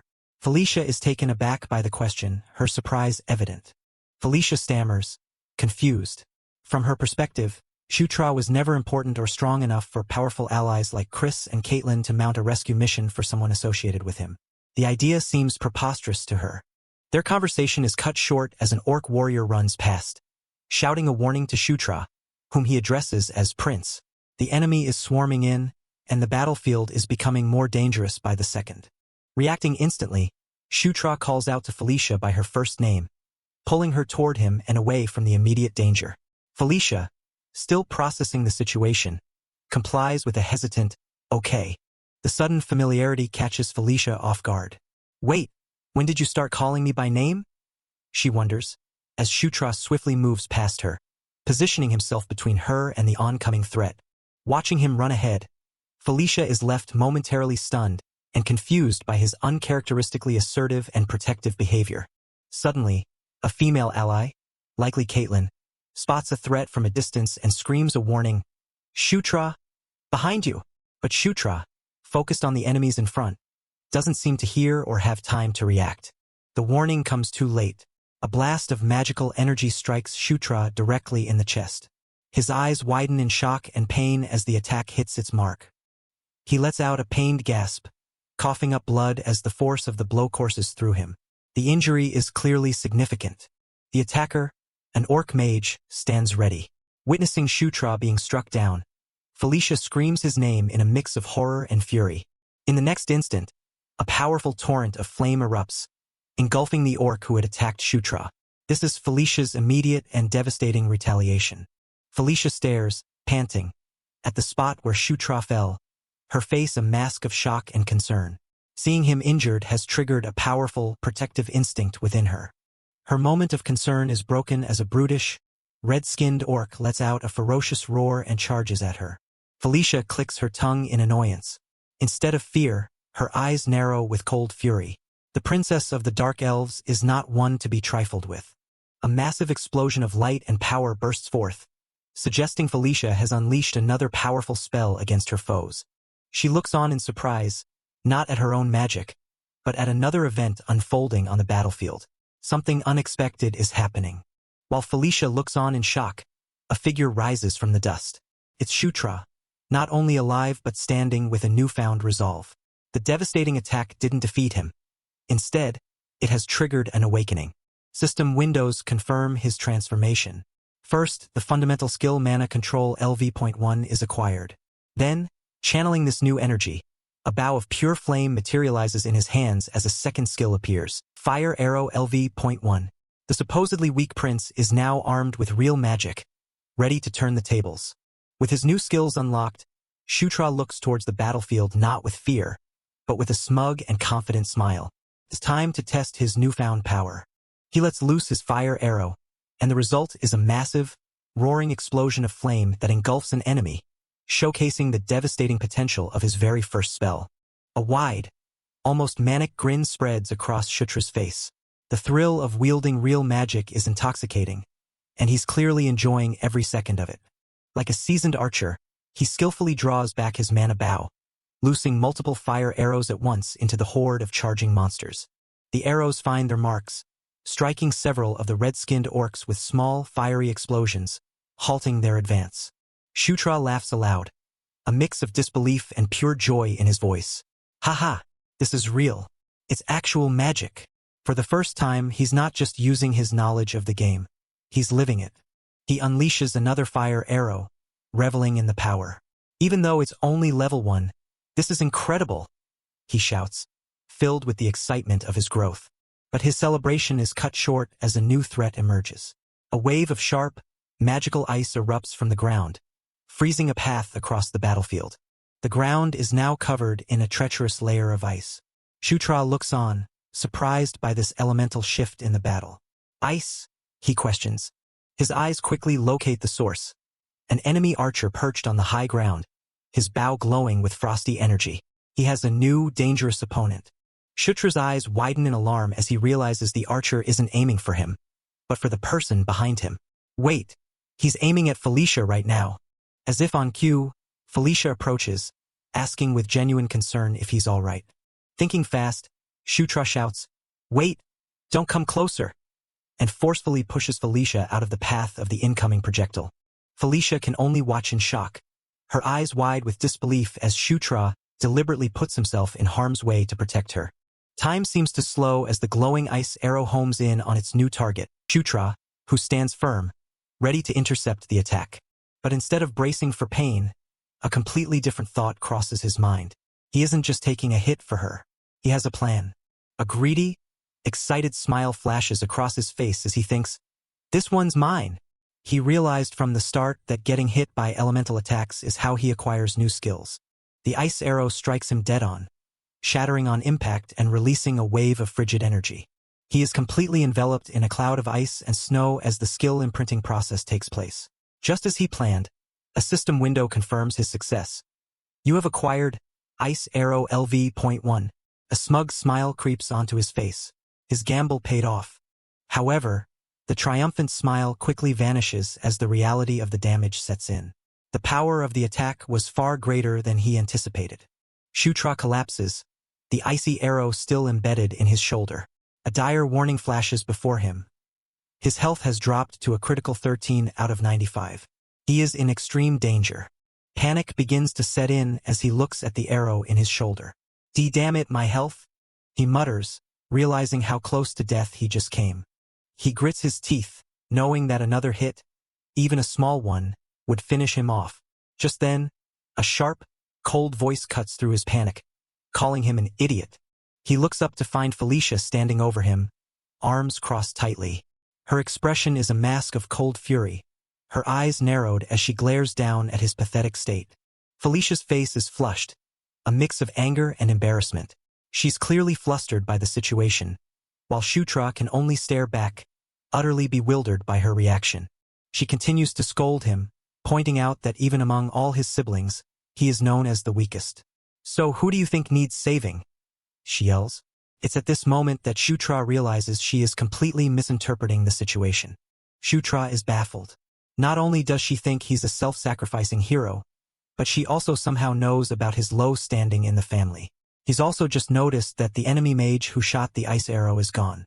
His thought is confirmed with a view of the watchtower, where the orc mage now lies defeated. Felicia had taken him down herself while Shutra was incapacitated. It all clicks for Shutra. She misunderstood his selfish ploy to gain a skill as a heroic sacrifice to save her. Before he can process this further, she roughly grabs the ice arrow still stuck in his shoulder and yanks it out. Shutra lets out a surprised as a gentle, green light begins to emanate from Felicia's hands. It's healing magic. She places her glowing hand over his grievous wound. Shutra watches in amazement, realizing what's about to happen. The magic flows into him, and the deep, bloody gash from the arrow begins to stitch itself closed in a matter of seconds. The wound vanishes without a trace. Just like when he was attacked, another system window pops up. By being healed, he has now acquired Heal LV.1. With her hand still glowing, Felicia asks if he's feeling better and can stand. Shutra, still in his gamer mindset, blurts out that his blood has been replenished, then quickly tries to correct his strange choice of words. Their moment is shattered by a deafening roar and a violent tremor that shakes the entire area. Both of them are startled, turning their attention to the new disturbance. A horrifying sight appears before them. A massive, red-skinned ogre with white hair and glowing red eyes emerges, letting out a blood-curdling roar. Shutra stares in absolute shock, asking, "What the hell is that?" Felicia calmly identifies the monster as a blood ogre, a mutated and far more powerful species. Shutra immediately understands the gravity of the situation. This new, formidable enemy is blocking their only path to escape. Felicia confirms his worst fears. Well, yes. To get out, they have to go through that monster. The two of them look up, dwarfed by the sheer scale of the threat. The blood ogre lets out another terrifying roar, its immense power and rage on full display. Shutra and Felicia are frozen in place, staring up at what seems to be an impossible obstacle. Following the events of the previous chapter, the battlefield is in chaos after a powerful strike from the enemy. A massive blood ogre slams its fist into the ground, narrowly missing Shutra and Felicia, who leap out of the way just in time. Shutra looks back in shock, exclaiming, "Why is it so fast despite its massive size?" Felicia quickly forms a plan, telling Shutra to buy them some time so she can blow the creature away with magic. A stunned Shutra yells back, "How am I supposed to do something like that?" They both scramble for safety as the blood ogre continues its rampage, barely dodging the debris from another powerful impact. Despite his hesitation, Shutra agrees. "Fine, I'll somehow aggro it, so you prepare your magic." Felicia, unfamiliar with gaming terms, asks what aggro means, to which he yells, "It's just a thing." Shutra calls out for his orc companion. "Karak, where are you?" Karak appears, ready for battle, and confirms he'll support them just like they did before. Running towards the battle, Shutra pulls out a skill card, thinking to himself, now I'll be able to use the dwarven dagger, right? The card reveals its contents. A gleaming, ornate dwarven dagger. Shutra materializes the dagger, which appears in his hand in a flash of golden light. He holds the glowing dagger, its blade humming with magical energy. With the dagger in hand, Shutra braces himself, and a powerful golden aura erupts around him. He activates his skill, shouting under the king's banner. A massive pillar of light descends from the sky, enveloping the orc warrior, Karak. Karak looks up, feeling the immense power from Shutra's buff surging through him. Now empowered, Karak lets out a tremendous roar, his body crackling with golden energy. The blood ogre looks on, startled by the sudden and dramatic increase in Karak's power. With newfound strength, Karak fearlessly charges toward the giant blood ogre, ready to face it head-on. Karak clashes with the blood ogre, his weapon meeting the monster's arm with incredible force. The blood ogre cries out in pain as Karak's buffed attack successfully wounds it. Karak doesn't let up, pressing his advantage and continuing his ferocious assault. He swings his cleaver again, landing another devastating blow on the monstrous creature. The blood ogre stumbles back, letting out a pained roar as it takes heavy damage from Karak's relentless attacks. While Karak keeps the ogre busy, Felicia begins to glow with a vibrant, pinkish aura, indicating she is almost ready to unleash her spell. A close-up shows Felicia concentrating her magical power, her eyes glowing as her body swirls with energy, ready to unleash her spell. Felicia casts her spell, shouting "Grease!" Magic spreads across the ground, making the area under the blood ogre slick and causing it to lose its footing. The blood ogre flails as it slips on the magical grease, losing its balance completely. With a loud crash, the massive creature topples over, hitting the ground hard and leaving it completely vulnerable. Seizing the opportunity, the empowered Karak leaps high into the air, positioning himself directly above the fallen blood ogre to deliver a decisive final blow. With his eyes glowing and determination etched on his face, Karak declares, "This is the end." He plummets down, driving his weapon deep into the blood ogre with tremendous force. The blood ogre lets out a final, agonizing scream as Karak's attack finds its mark. The impact is brutal, sending blood flying and marking the end of the monstrous creature. Karak stands triumphantly over the corpse of the defeated blood ogre, his task complete. As the dust settles, Shutra looks over the battlefield at the fallen monster, taking in their hard-won victory. Shutra laughs in relief, saying, "Haha, we won." He notes that while other enemies remain, the most troublesome one is dealt with. Suddenly, a golden light envelopes him, catching him by surprise. Still glowing, he looks around in confusion as a system notification window begins to appear before him. The system window fully materializes, announcing, "Your level has increased, LV10. Shutra is ecstatic, exclaiming, "Finally, level 10. As he basks in his achievement, another notification appears. The level of protagonist setting adjustment has increased. Shutra looks on, pleased, and thinks to himself, "Awesome." He reads the next message with a confident smirk. Thanks to his unique skill leveling up, a new passive skill has been added. Eager to see his reward, Shutra thinks, "Now, shall we open the gift box?" He opens the skill description, which reads, Battlefield Protection LV. 1. The accuracy of projectile weapons aimed at the protagonist decreases slightly. Shutra's eyes widen in realization. He instantly recognizes the nature of this ability, declaring, "This is the Stormtrooper effect." He recalls the common action movie trope he's seen countless times. Bullets rain down in volleys, yet somehow, every single one just barely misses the protagonist. A confident smile spreads across his face as he understands the true value of his new skill. He can now actually reproduce that protagonist plot armor effect. Just as he's celebrating his new power, the remaining horde of red-skinned monsters lets out a war cry and begins to charge. Felicia, seeing Shutra lost in thought, snaps him out of it. "Shutra, what are you doing? The enemies are swarming us." Startled, he replies, "Oh, okay." With a determined and slightly annoyed expression, Felicia prepares to handle the incoming mob herself. She raises her hand and commands the elements, "Oh, wind, whirl and rage." A powerful vortex of wind erupts around her, sweeping up the charging enemies. Even Shutra is caught in the powerful gust, bracing himself against the force of Felicia's attack. Watching her power in awe, Shutra has a sudden realization. He thinks, it looks like magic, but that's not magic. He understands that Felicia is not a simple mage. He recognizes the glowing butterfly-like entities swirling around the enemies. A spirit, he thinks. That's definitely a spirit. His knowledge of the game world clicks into place. Corrupted or not, a dark elf is still an elf, he realizes, connecting her elven lineage to this powerful ability. The truth becomes clear to him. Felicia wasn't just a brilliant mage. She was a born spirit summoner. But as he processes this, he turns his attention back to her spell. Shutra watches as Felicia's spirit magic effortlessly lifts the remaining monsters into a swirling vortex, completely decimating the rest of their forces. Feeling confident with his newly acquired plot armor skill, Shutra looks up at Felicia's overwhelming power with a smug grin, wondering to himself, can I be hit with something like that, too? Breakers Chapter 10. The scene opens with a bright flash of light, signaling a critical event on the battlefield. Responding to the signal, a troop of orcs emerges, brandishing their weapons, ready for what's to come. Looking up at the signal, Karak asks Prince Shutra what the flare means. Shutra explains that yellow signifies a retreat, but he seems confused and questions the order. A sense of dread washes over Shutra. He wonders what is happening and fears that someone might be in danger.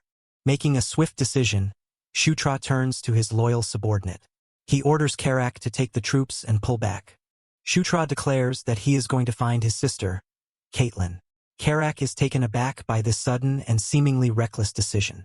Karak protests, wanting to accompany his prince, but Shutra insists, stating that there's a reason for the retreat order and that Karak should just follow his command for now.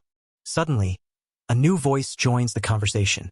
Felicia Doomblade appears, declaring that she will go with Shutra, surprising Karak, who addresses her as Princess. Felicia explains her reasoning with a smirk.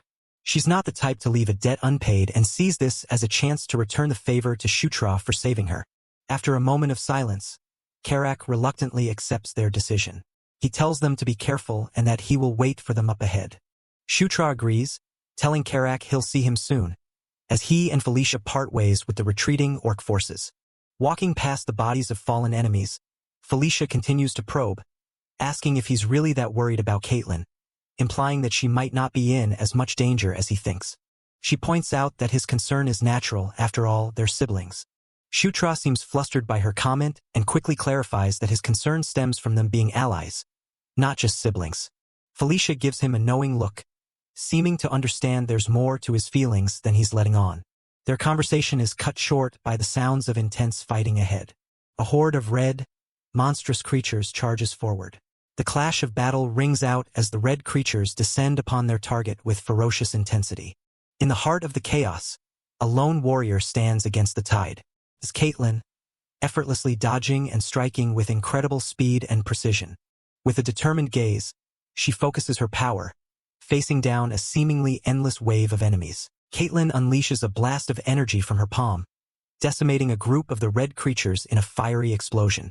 Despite her power, she is completely surrounded. With a fierce cry, she prepares for the next onslaught.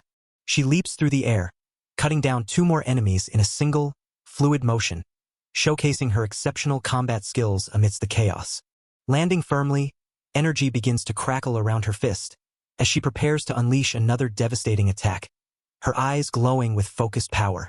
Caitlin unleashes a whirlwind of attacks, slicing through the enemy ranks with blue energy trails, causing the red creatures to cry out in pain as they fall. Just as the battle rages, Shutra and Felicia arrive on the scene, finding a clear path through the chaos as the enemies are focused solely on Caitlin. Felicia smirks, vindicated. She remarks that, just as she thought, there was absolutely no need to worry about her powerful friend.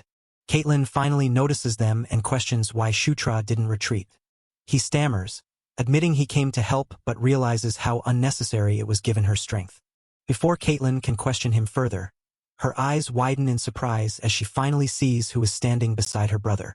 Her focus shifts entirely, and she takes a step forward, a look of pure shock and recognition on her face. Overcome with joy and relief, Caitlin cries out Felicia's name and rushes forward, throwing her arms wide for an embrace. She pulls Felicia into a tight hug, exclaiming how glad she is that her friend is safe. For the first time, the composed Felicia shows a hint of a blush, telling Caitlin she worries too much, though she accepts the heartfelt hug. Shutra watches the emotional reunion with a slight smile, commenting on how close the two of them seem to be. Stepping in, Shutra activates one of his skills, projecting a holographic tactical map that shows the positions of their allies and the advancing enemies. Impressed and seeing the urgency, Caitlin immediately gives an order. They must fall back. She puts Shutra in charge of leading the way while she covers the rear. The scene shifts to an underground stronghold, where a massive, cracked spherical portal hums with energy, surrounded by allied orc and beast folk soldiers. As the portal pulses with light, the group's footsteps echo as they approach the center of the hidden base. Having regrouped, Shutra, Caitlin, and Felicia walk through the stronghold, drawing the attention of the assembled soldiers. Karak, reunited with the group, talks with another soldier, remarking on how strange it is that Prince Shutra has changed so much so suddenly. A tall, muscular elf with long blonde hair greets them, stating he's glad they've returned safely. Caitlin excitedly calls out, "Brother! This is Chris, Caitlin and Shutra's older brother, a powerful warrior with a commanding presence." Caitlin proudly reports to Chris that she has brought Felicia back safely. Felicia remains silent, observing the interaction. Felicia then turns to Chris and greets him, acknowledging that it has been a while since they last saw each other. Chris looks down at Felicia, his expression unreadable, and after a brief pause, he agrees that it has, indeed, been a while. He addresses Felicia directly, his calm demeanor hinting at a deeper history between the two of them. The scene transitions, and Chris begins to debrief the group as they walk through a cavernous tunnel, informing them that General Vandal's forces were also victorious in their battle. As they descend deeper into the base, Chris continues his report, explaining that the enemy chieftain, Yakujin, abandoned the garrison once he saw it was being burned. However, Chris clarifies the situation isn't a total victory, adding a critical detail. Yakujin didn't surrender, he simply fled. Shutra looks confused, repeating the name, Yakujin. Caitlin reminds him that he is the great chieftain of the Red Thunder tribe, a major enemy leader. Felicia asks for clarification, but Chris corrects her. Yakujin didn't surrender. He simply fled, and he could still regroup his forces to fight again. Because of this new threat, Chris announces their plan. The next day, they will launch a preemptive strike against Kaiken's older brother to prevent him from joining forces with Yakujin. Felicia pauses for a moment, put on the spot by his direct question. She calmly concocts a story, claiming she was researching ruins nearby when she heard about the battle and was abducted on her way to help. Chris is clearly unconvinced by her convenient tale and asks her if she's telling the truth. Felicia meets his skepticism with a confident smile, challenging him by asking if he thinks she's lying. The two lock eyes in a silent battle of wills, Chris's suspicion warring with Felicia's unshakable confidence. Deciding to let it go for now, Chris sighs and declares that everyone must be exhausted, bringing the tense conversation to a close. He dismisses everyone to get some rest. As he leaves, Caitlin thanks her brother for his hard work, while Felicia watches in silence. Later that night, the camp is quiet, with soldiers resting and eating around campfires after the long day of fighting. In his private quarters, Shutra reviews his acquired skills, feeling a sense of accomplishment. He has magic control, fire arrow, orc arrow, and the mysterious oven skill. Still, he muses that in a real fight, he mostly relies on aura. As he contemplates his abilities, a voice suddenly calls his name, breaking the silence of his room. Shutra turns to see Felicia at his doorway, asking if she minds if she comes in. He is startled to see her, especially since she has changed into a new, more elegant outfit. He asks her what she's doing up so late, but she simply looks at him without answering, a pendant glowing on her chest. She takes a step into the room, her heeled boots clicking on the stone floor. She calls his name again, her tone serious, and Shutra looks on, confused and nervous. Without warning, Felicia lunges forward and grabs Shutra by the collar of his shirt. He cries out in shock, completely caught off guard by her sudden action. Then, with a soft, pink glow illuminating the room, she makes a stunningly direct request. "Could you take off your clothes?" The chapter ends with Shutra blushing and utterly flabbergasted, held firmly by Felicia, whose intentions are anything but clear, leaving him in a state of total shock. Stammering, Shutra asks what she means. Felicia calmly repeats her request, gesturing towards his clothes, leaving no room for misunderstanding. Shutra can't help but wonder about her intentions, his mind racing as he questions why she would ask such a thing. Felicia clarifies her reason with a simple question. Don't you want me to heal you? Shutra, who had been expecting something else entirely, is caught off guard by the innocent explanation. She explains that her previous healing was merely first aid, a temporary measure for his injuries. Felicia states that he might have internal injuries that require a proper healing spell. Realizing his misunderstanding, Shutra clicks his tongue in disappointment, admitting to himself that he was expecting something more. As she heals him, Felicia notices the faint glow emanating from his body and asks about it. Shutra quickly dismisses it as something that just happens sometimes, though her curiosity is piqued. With the healing underway, the now shirtless Shutra decides to seize the opportunity. He tells Felicia that he has a favor to ask her, changing the subject. With a sly grin, he specifies that it's a favor only she, Felicia, can grant him, hinting at his plan to learn her skills. Shutra's favor was to learn healing magic. As a result, 3 new skills appear before him: Cure Poison and Cure Disease. Now dressed in a fine new outfit, Shutra smiles, pleased with the results. He can feel the power of the new skills he has just acquired. He reflects on how quickly he managed to learn 3 new healing spells, all thanks to Felicia agreeing to his request. The system confirms he has acquired Cure and Cure Poison. The final skill, Cure Disease, is also confirmed. On top of this successful morning of learning, Shutra is excited because today marks another important event. The scene shifts. Shutra is now with his mentor, Caitlin. Knowing there are many schools of the Beast Fist, he is ecstatic that he finally gets to begin his martial arts training. Caitlin informs him that he won't be learning just any Beast Fist. Today, he will begin with the Werewolf's Beast Fist. This specific martial art belongs to the lycanthropes or werewolves, and serves as the foundation for the even more powerful Beast God Fist. Shutra realizes this must be why Caitlin chose to teach him this particular style, understanding its fundamental importance. Caitlin explains that the Beast Fist uses both external and internal aura. For today's lesson, she will teach him the basics of manipulating his internal aura. Following her instructions, Shutra closes his eyes and begins to focus, drawing his awareness inward to his own aura. As he concentrates, he begins to sense it, the flow of aura, which he recognizes as the very power of life itself. Aura is depicted as the power closest to the soul. As Shutra focuses, he feels this energy course through every part of his body, realizing that when pushed to its limit, it becomes the power of the soul. A powerful surge of blue energy erupts from within him, a visible manifestation of his aura awakening in a dramatic burst.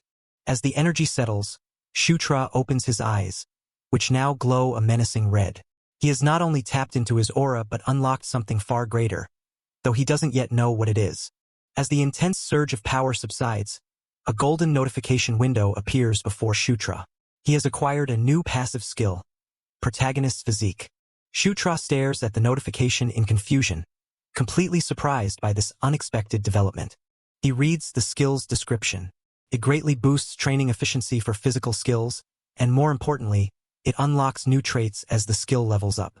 Shutra quietly repeats the name, Protagonist's Physique. His eyes widen in disbelief. What the? He thinks, realizing the immense power of what he's just obtained. Another busted skill? He immediately compares it to the top-tier passive skills from the game, Archmage's Physique and Hero's Blood, which belong to the other main characters, Zephyr and Locke. He realizes his new skill is on the same broken level. The most exciting part is the promise of unlocking new traits with each level up. He understands this means the skill will essentially gain brand new functions as it grows stronger. A wide, triumphant grin spreads across Shutra's face as the full implication of his new power sinks in. He clenches his fists, trembling with excitement. So this is what it means to be the protagonist, he thinks, reveling in the awesome power. His celebration is cut short as Caitlin yells his name. Brought back to reality, Caitlin scolds him for losing focus. Shutra quickly apologizes, embarrassed. Caitlin declares that it's time to start the real training for the Beast Fist. Standing apart from each other, Shutra confirms that he is ready. Shutra channels his aura again, this time with newfound confidence and control, focusing the energy into his fists. Shutra marvels at the sensation of power. Even with his bare hands, it feels like he's holding deadly weapons. He now understands the true essence of the beast fist. Just as Caitlin is about to move on to the next technique, a lycanthrope scout rushes in, calling for the princess. The scout yells emergency, and the light-hearted training atmosphere immediately vanishes. Shutra and Caitlin turn towards the messenger, their faces grim. The scout delivers the alarming news. Kairam's troops have disappeared. The scene cuts to Prince Chris, who reacts to the news with a serious expression. An emergency war council is convened. Shutra, Caitlin, Felicia, and Prince Chris gather around a strategic map, all looking shocked and concerned by the unexpected development. Prince Chris grimly concludes that Kairam must have seen through their plan. Caitlin immediately asks what they should do now. Caitlin presents new intelligence from General Bandal. She points to a spot on the map, revealing that Kairam and another leader, Yakujin, are scheduled to meet there. After considering the terrain, Shutra agrees that the prediction is highly likely. He then voices a bold new strategy. Then, we strike decisively. Prince Chris agrees with Shutra's decisive stance, declaring that they will join forces with General Bandal. He announces their new objective, to wage an all-out war against the Red Thunder tribe alongside the main force. The scene shifts, panning across the sky towards their new destination. The scene shifts to the bustling main camp of the Red Thunder tribe subjugation force. As Prince Chris's party arrives, a powerful voice cuts through the noise, personally welcoming him after his long journey. The speaker is the imposing General Bandal, a massive, red-skinned orc. From a distance, Shutra recognizes the familiar, stern face of the general, a character type he often relied on in the game, setting the stage for their first official meeting. Prince Chris and General Bandal exchange greetings. Chris remarks that Bandal hasn't changed a bit, and Bandal returns the sentiment. Bandal also greets the two princesses, Caitlin and Felicia. Chris cuts the pleasantries short, asking about the status of his subordinates. Bandal assures him they are all fine. All the while, Shutra watches the interaction with a knowing smile. A small, confident smile plays on Shutra's lips as he observes the meeting. Shutra recognizes General Bandal from his days playing the game Night Saga.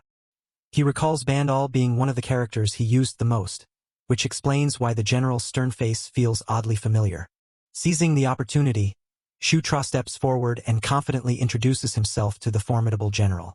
General Bandal is momentarily taken aback by the young prince's directness and confidence. Bandal accepts the gesture, shaking Shutra's hand and formally welcoming him as the ninth prince. With this handshake, a crucial new alliance is forged. Later, as Shutra rests, his mind drifts into a mysterious dream, beginning with glowing embers floating in darkness. From the light emerges a beautiful, ethereal woman with long, flowing white hair, floating majestically. A closer look reveals her regal features, a delicate crown and striking heterochromia, with one blue and one red eye. The vision then shifts to a second, fiery figure.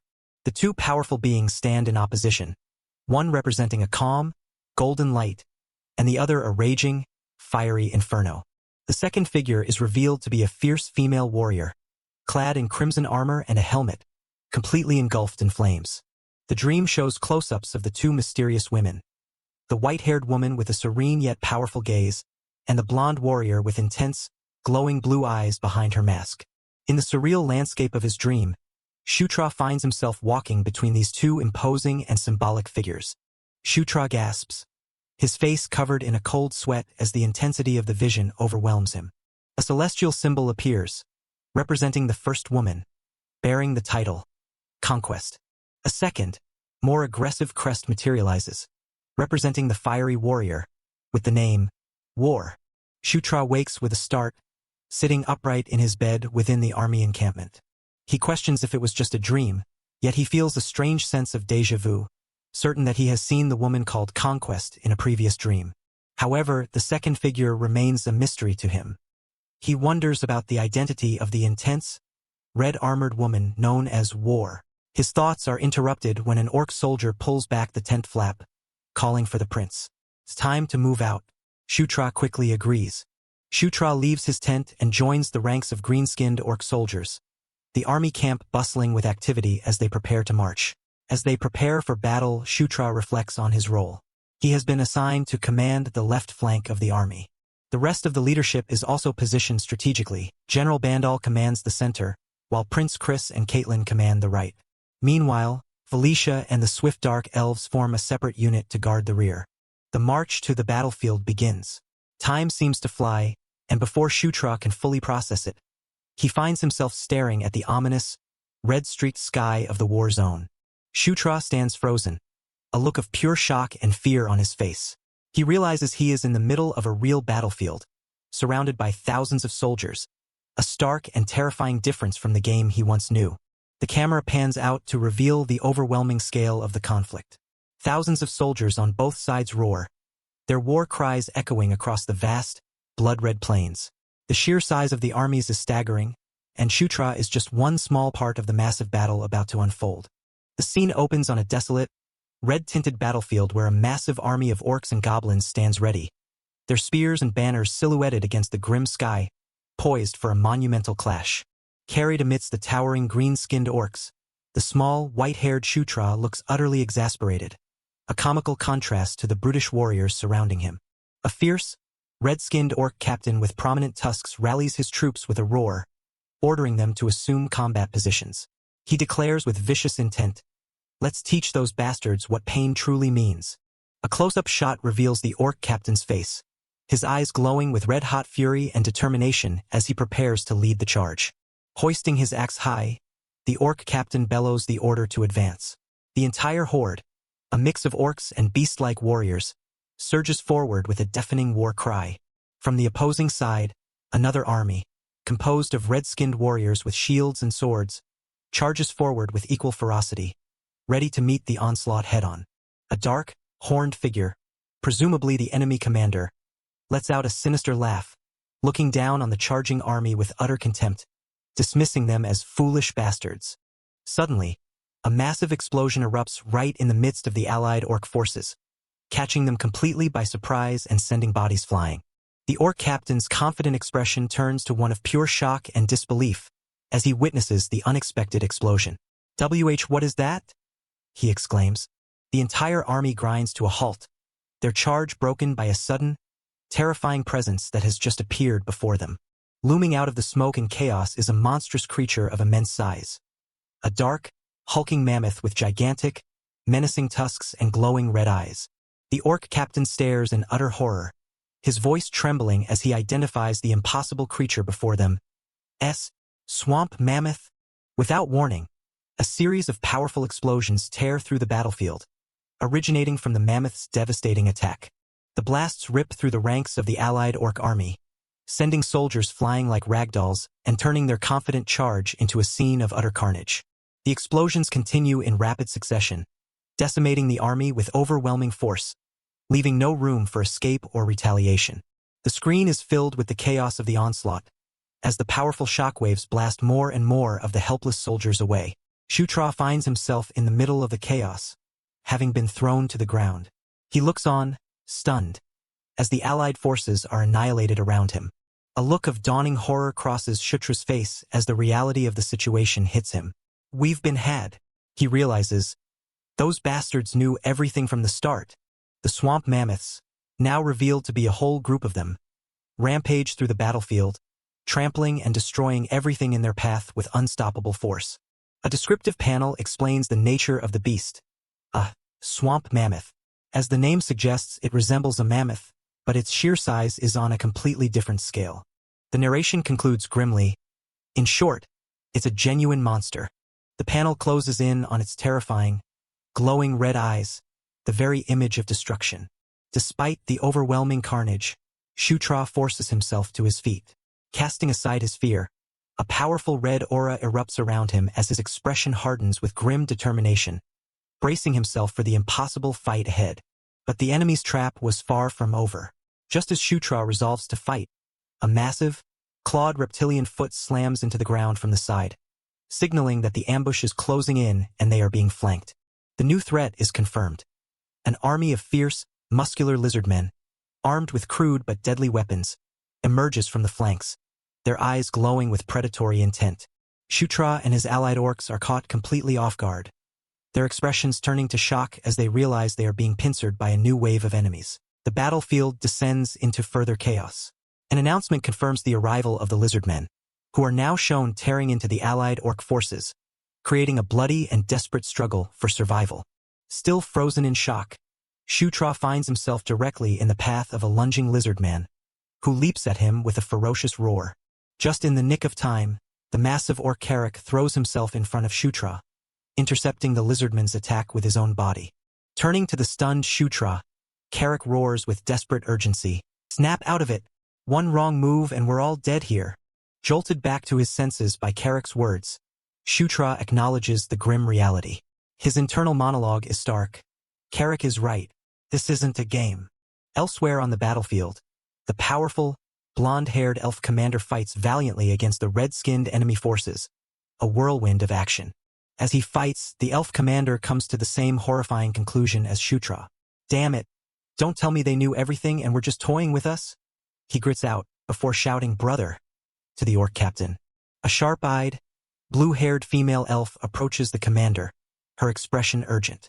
"I think it's best we retreat for now and wait for another opportunity," she advises, to which he reacts with surprise. She presses her point, gesturing to the chaos around them.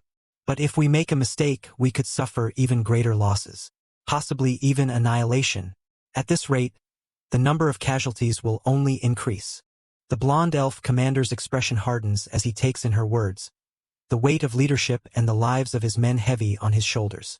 He knows she's right. As his terrified soldiers look to him for guidance, the commander makes his decision. "All forces, listen up!" he bellows, taking charge of the catastrophic situation. From a high vantage point, he issues his orders for a strategic withdrawal.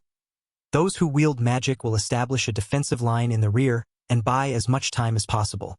His command continues over the scenes of desperate fighting below.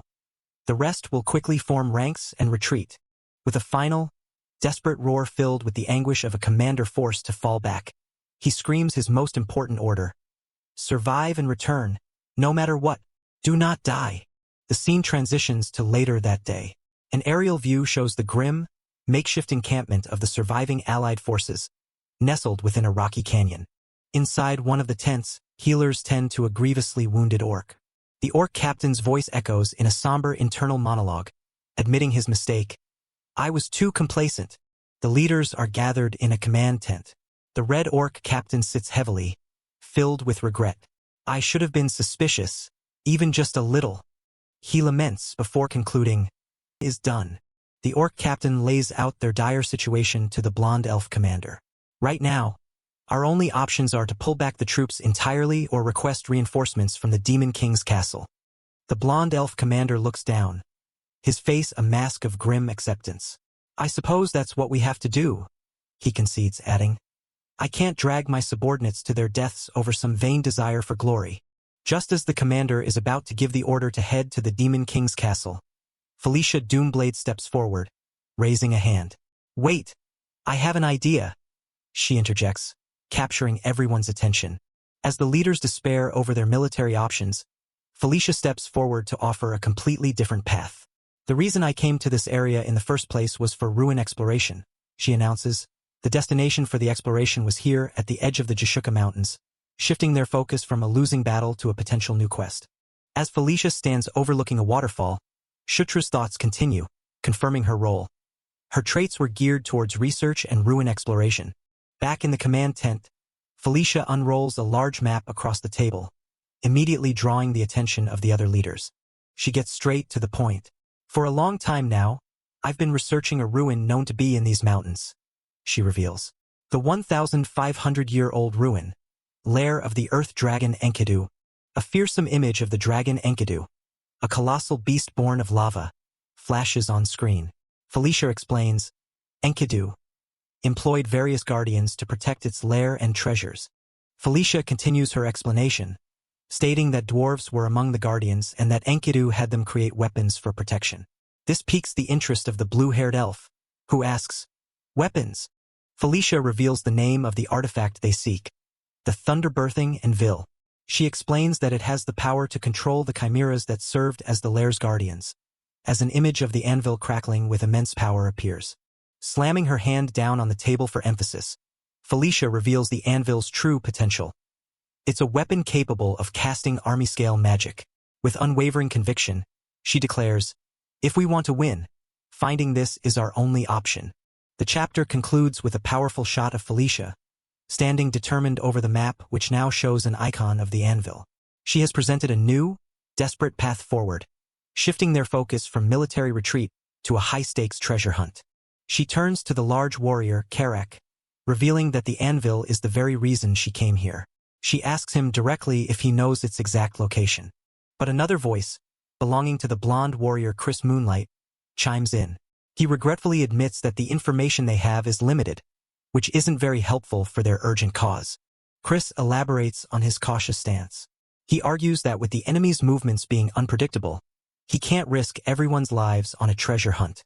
This reasoning clearly infuriates Felicia, who glares at him in disbelief. All eyes turn to the source of the voice. It's the young prince, Shutra, who has stepped forward. Felicia looks at him in surprise, uttering his name. Shutra explains that he has seen the anvil before, back when he played the game as the hero Locke. He recalls finding a related story while studying the Dwarven language, connecting his past game knowledge to their current reality. He looks directly at the Dark Elf Mage and makes a bold declaration, stating, "I trust Felicia." This unexpected statement is clearly aimed at winning her allegiance. As Felicia processes his words, Shutra thinks to himself with a sly grin. He sees this as a perfect opportunity to score some favor and solidify his position within the group. However, Chris isn't convinced. He steps in, telling Shutra this isn't about trust and that they can't afford to waste time. Shutra, in turn, is internally frustrated by how stubborn Chris is being. Undeterred, Shutra begins to lay out his evidence. He points to the map, explaining that the Gandharv people, his own race, have a legend similar to that of the anvil. Connecting the dots, he confidently states that the entrance to the ruins where the anvil is hidden should be nearby, and that he can find it if he searches the area. To seal the deal, Shutra makes a final, passionate plea. He promises to take full responsibility if he fails and begs them to trust him just this once. He's decided it's time to go all in on his knowledge. Moved by his conviction, Felicia steps up. She uses her powerful magic, summoning phantom steeds to carry the group on their quest. A green, ethereal energy envelopes the party members, lifting them into the air as the spectral horses fully materialize, ready for their high-speed journey. Now airborne, Felicia confirms they are heading for the anvil.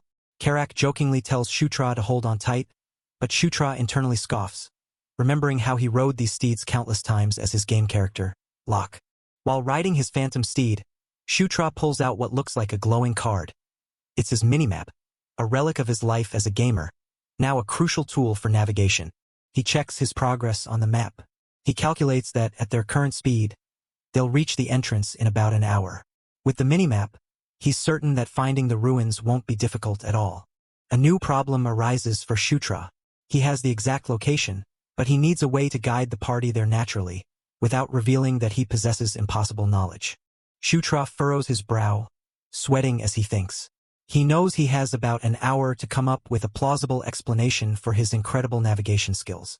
As the group soars through the sky, their ethereal forms casting long shadows below, Shutra tries to reassure himself that it'll all work out somehow, and a plan begins to form in his mind. Shutra presents his made-up excuse about using tunnel maps and terrain patterns. He looks ecstatic, internally wondering, did that actually work? Meanwhile, Caitlin and Karak are left completely speechless by his convoluted explanation. Shutra can barely contain his glee, thinking, haha, damn it, just let it slide when I bluff.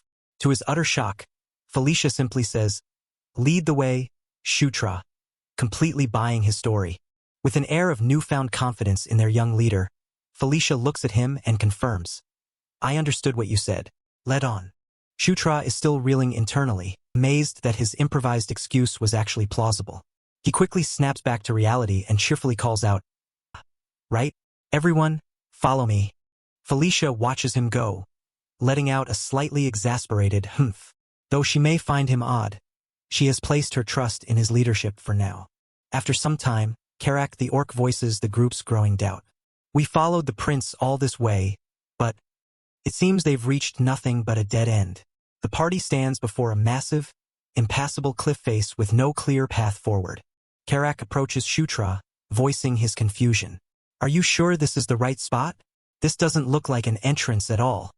Shutra simply lets out a mischievous little laugh. Shutra turns to the confused orc and cryptically asks, "Who said anything about going to the entrance?" He then turns to another companion, the blue-haired warrior Caitlin. "Caitlin, can you break through here?" he asks, much to her surprise. "Yep.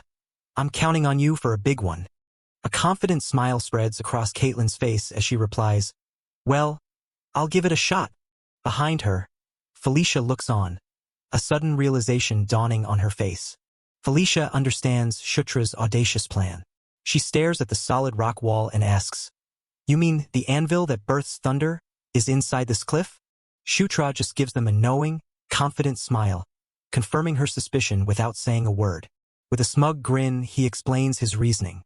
According to his calculations, smashing through the wall at this specific point will allow them to bypass the dungeon's guardians entirely. But as he's explaining this to Caitlin, Felicia suddenly interrupts, calling him an idiot. How is she supposed to break it with her fists? She scolds. She continues to berate him, asking if he thinks Caitlin is some kind of human siege weapon. Shutra is taken aback, scratching his head in confusion, wondering how else they would break the wall. Taking charge, Felicia begins to gather magical energy in her hands, a vibrant blue whirlwind of power starting to form. With a wild grin, she explains that ruin explorers like herself often major in demolition and explosions. She was the real key to his plan all along. Felicia unleashes the full might of her spell, sending a powerful concussive blast towards the solid rock wall. The spell makes impact, and the sheer force causes deep cracks to splinter across the cliff's surface. An enormous explosion follows, blowing a massive hole in the rock. The sheer force of the blast sends debris and a huge cloud of dust flying everywhere. As the smoke begins to clear, the party is left staring at their newly created entrance, a gaping hole leading into the darkness of what appears to be a man-made structure. Peering through the hole she created, Felicia is utterly stunned. "And no way," she stammers, in complete disbelief at what she sees inside. She gazes into the massive, ancient ruin, asking how Shutra could have possibly found this. In the distance, another party member spots a large, mysterious dome and wonders if the thunder whatever is inside. The group ventures into the vast chamber. Shutra confirms their suspicions, stating that the dome is the final safeguard, and the anvil they seek is indeed inside. Karak, ever the pragmatist, suggests they simply smash the dome open. But Shutra quickly stops him, warning that such a direct approach could damage the priceless artifact. Felicia agrees with Shutra. She begins to analyze their surroundings, stating that there must be a specific, intended way to open the safeguard. Her sharp eyes scan the chamber, moving from the dome to the silent, imposing statues that line the great hall, searching for a clue. She quickly spots an anomaly. "Don't these statues look odd?" she asks the group. She points out that out of the 9 statues in the room, 3 are holding weapons, but the other 6 are empty-handed. Caitlin immediately grasps the implication, asking if their task is to give weapons to the rest of the statues. Felicia, however, remains skeptical, doubting the puzzle could be that simple. Looking closer, Felicia identifies the existing weapons as dwarven-made. She deduces they need to find 6 more dwarven weapons for the other statues. The question immediately arises, where could they possibly get 6 dwarven swords? As if summoned by the question, Shutra steps forward, carrying an armful of swords. "If that's what we need," he says casually, "I happen to have 6. Felicia is rendered speechless. Internally, Shutra congratulates himself. He recalls stumbling upon a stash of old weapons that he was too low-level to equip. What seemed like junk at the time has now become the key. Total luck, he thinks to himself. He offers a simple explanation to the stunned party. He picked up some spares while exploring a tunnel earlier, just in case. Karak eyes him suspiciously, wondering when he did this and how he fit 6 swords into his tiny bag. Karak grumbles that he doesn't like sharp-witted orcs. A playful jab at Shutra's uncanny foresight. Shutra just laughs it off, complaining that the swords are heavy and teases Karak for being weak before handing one over. Following Shutra's lead, the party members approach the 6 unarmed statues and place the heavy dwarven swords into their empty stone hands.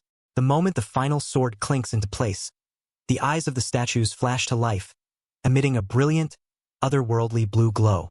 The entire chamber is flooded with light as the ancient mechanism awakens, and the party looks on in stunned silence. A low grinding sound echoes through the hall as the large dome begins to retract, its protective shell pulling away to reveal its contents.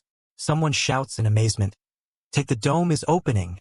The group stares, their faces illuminated by the intense blue light emanating from the now open safeguard, their goal finally within reach. Shutra looks on with wide-eyed wonder. There, rising from the center of the platform, is the legendary artifact itself. The entire party gazes in awe at the anvil, which glows with immense power. Shutra looks on in amazement. Before him and his party lies the objective they've been searching for, an ancient, glowing structure known as the Forge. Indeed, this is the legendary artifact they sought, a forge that births thunder. Just as they prepare to act, Caitlin stops them, explaining that according to the ancient records, a final procedure is needed to activate the forge. Shutra looks on, puzzled. Caitlin takes charge, ordering Shutra and Karak to hold their positions while the rest of the party takes their places at the 3, 6, and 9 o'clock positions around the central disk. She explains the plan. They will all begin infusing mana into the disk, starting with her and proceeding clockwise, slowly increasing the amount of power. With everyone in position, the party stands ready around the glowing anvil, preparing to begin the difficult ritual. With a final call to focus, Caitlin initiates the procedure, gathering crackling blue energy in her hands. Following her lead, the entire party begins to channel their mana, sending arcs of powerful lightning into the ancient forge. As the energy intensifies, Caitlin yells at Shutra, urging him to increase his mana output. He quickly complies. She commands the group to keep the energy flow steady, reminding them not to let their guard down for even a second. The air crackles with immense power as Shutra and Caitlin pour their energy into the anvil at the center of the room. The sheer force of the ritual is immense, and Shutra visibly struggles to maintain control of his mana flow. Despite the immense strain, he grits his teeth, his expression filled with grim determination to see the ritual through to the end. The ritual reaches its climax as a massive bolt of lightning strikes the forge, unleashing a blinding flash of light. Suddenly, the scene shifts. The crackling blue energy is replaced by a dark, ominous aura as the true trial of the forge begins. Shutra looks around in confusion, only to see a horrifying sight. His comrades, who were just beside him, now lie motionless on the ground. Before he can process the loss, a massive, clawed foot slams into the ground nearby, shaking the very earth he stands on. The vision expands, revealing that he is standing in the middle of a grim battlefield, littered with the bodies of countless fallen warriors. Sweating and terrified, Shutra stammers, what's this?" as a deep, powerful voice echoes across the desolate landscape, addressing its retainers. His attention is suddenly drawn upwards. What's that sound from above? Looking around, Shutra finds himself completely surrounded by imposing, heavily armored warriors, all part of this strange vision. His face is a mask of pure shock as he tries to comprehend the overwhelming and terrifying scene unfolding around him. A colossal, draconic silhouette descends from the blood-red sky, its sheer size blotting out the horizon as it looms over the battlefield. A close-up reveals the terrifying face of the beast as a powerful voice echoes its command, "Guard the nest of the great Enkidu." As Shutra stares in shock, the dragon's voice continues, explaining its role as a being that exists between the demon realm and the human realm. With its blazing eyes fixed forward, the great dragon Enkidu declares its sacred duty, to stand as the gatekeeper. Shutra collapses onto the floor, gasping for breath as he returns to reality after the shocking experience. He sits up, drenched in a cold sweat. That was definitely a black dragon, he thinks, his heart still pounding. Using his meta-knowledge of this world, he correctly identifies the creature. A black dragon? Is that the earth dragon Enkidu? Just then, Caitlin's voice cuts through his thoughts, asking if he saw it too. He looks up to see Caitlin approaching, confirming she also witnessed a giant black dragon with lava flowing through its veins. Caitlin walks towards him, her expression grim as she tries to make sense of the shared vision. Karak the orc chimes in, also having seen the dragon. Shutra is stunned, realizing, so, everyone saw the same vision, huh? Caitlin confirms it. It seems so.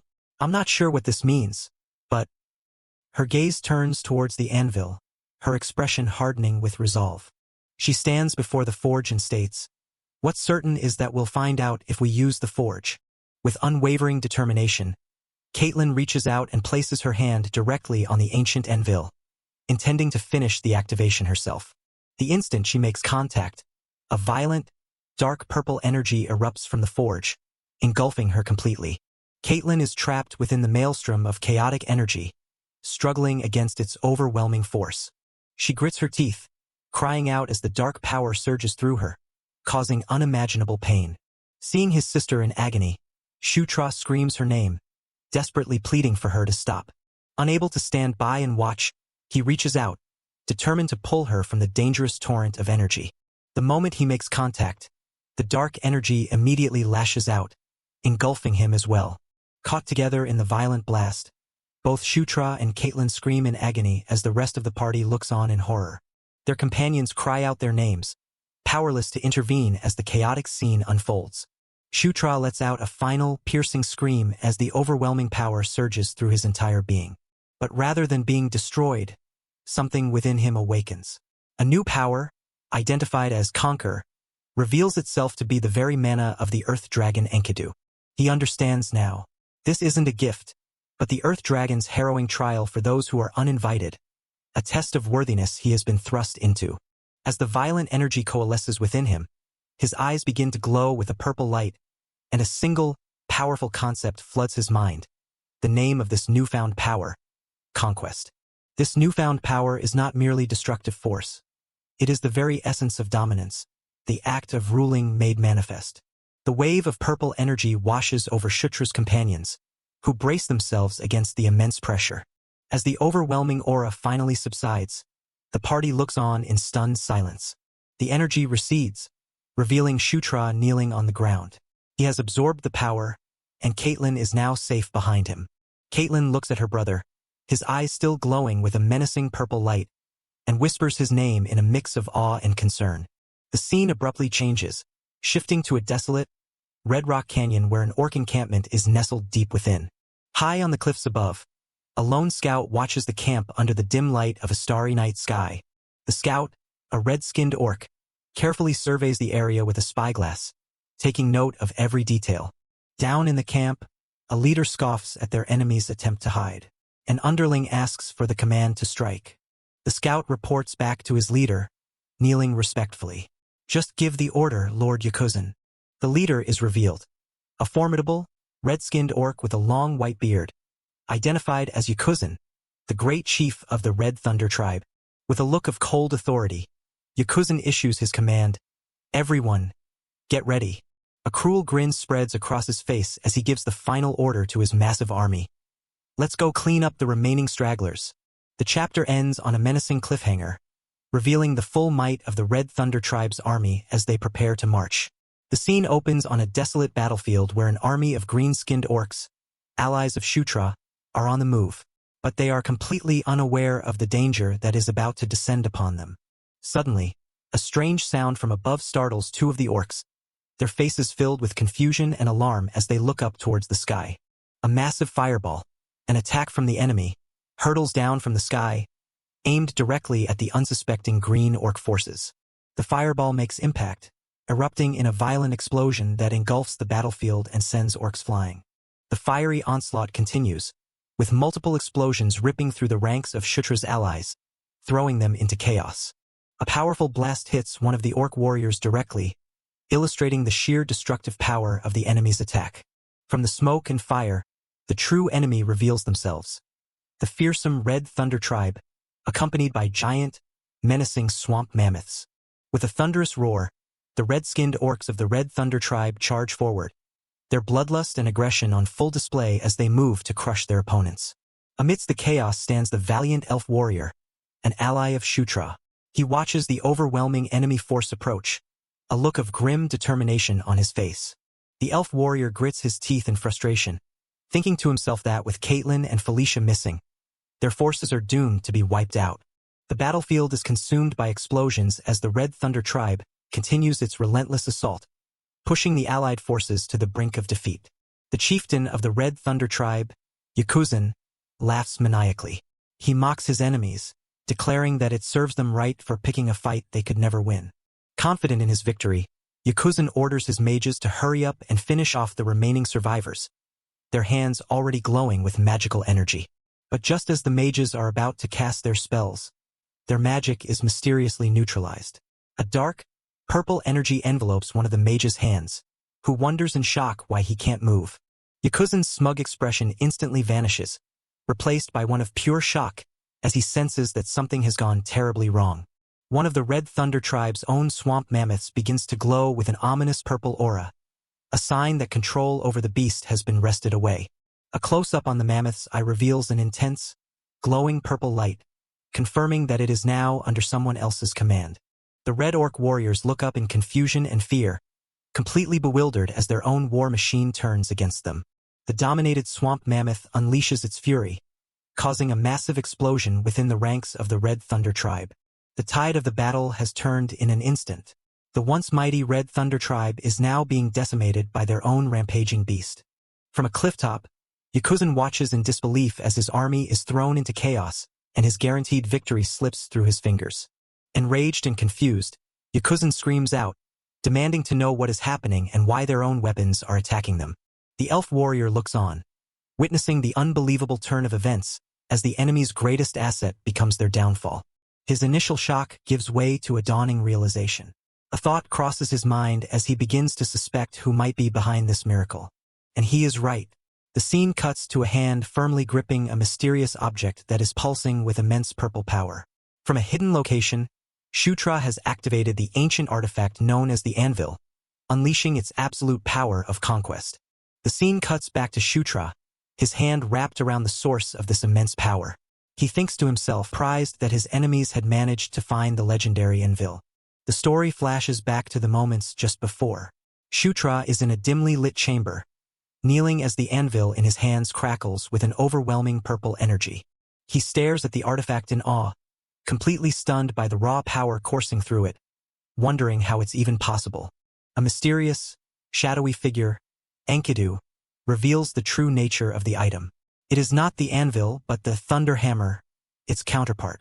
Enkidu then tells a shocked Shutra that the legendary weapon has chosen him as its master. Nearby, the dark elf princess, Felicia Doomblade, looks weary and exhausted. She is supported by her younger sister, a concerned-looking elf with a distinctive black and yellow bob. Shutra is taken aback by the revelation, pointing to himself and stammering in disbelief that he could be the chosen one. His companions, including Felicia and his loyal orc companion Karak, look on. Felicia, sensing the urgency of the battle outside, urges him to stop hesitating and use the power he has been given.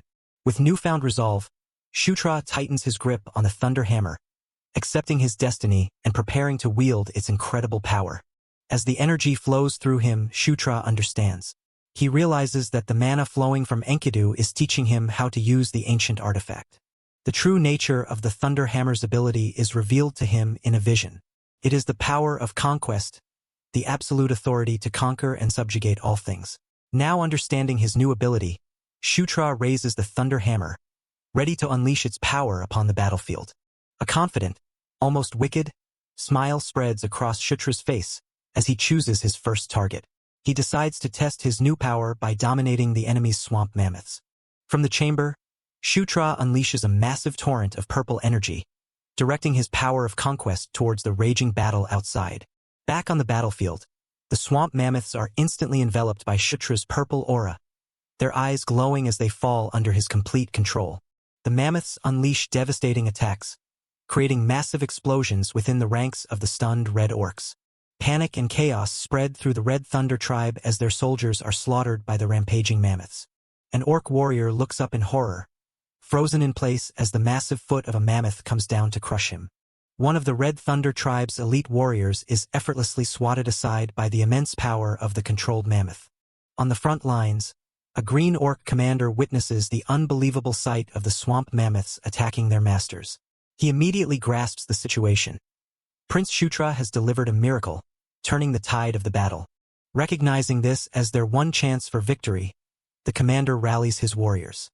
He lets out a mighty roar, signaling the counterattack to annihilate the now crippled and disorganized Red Thunder Tribe.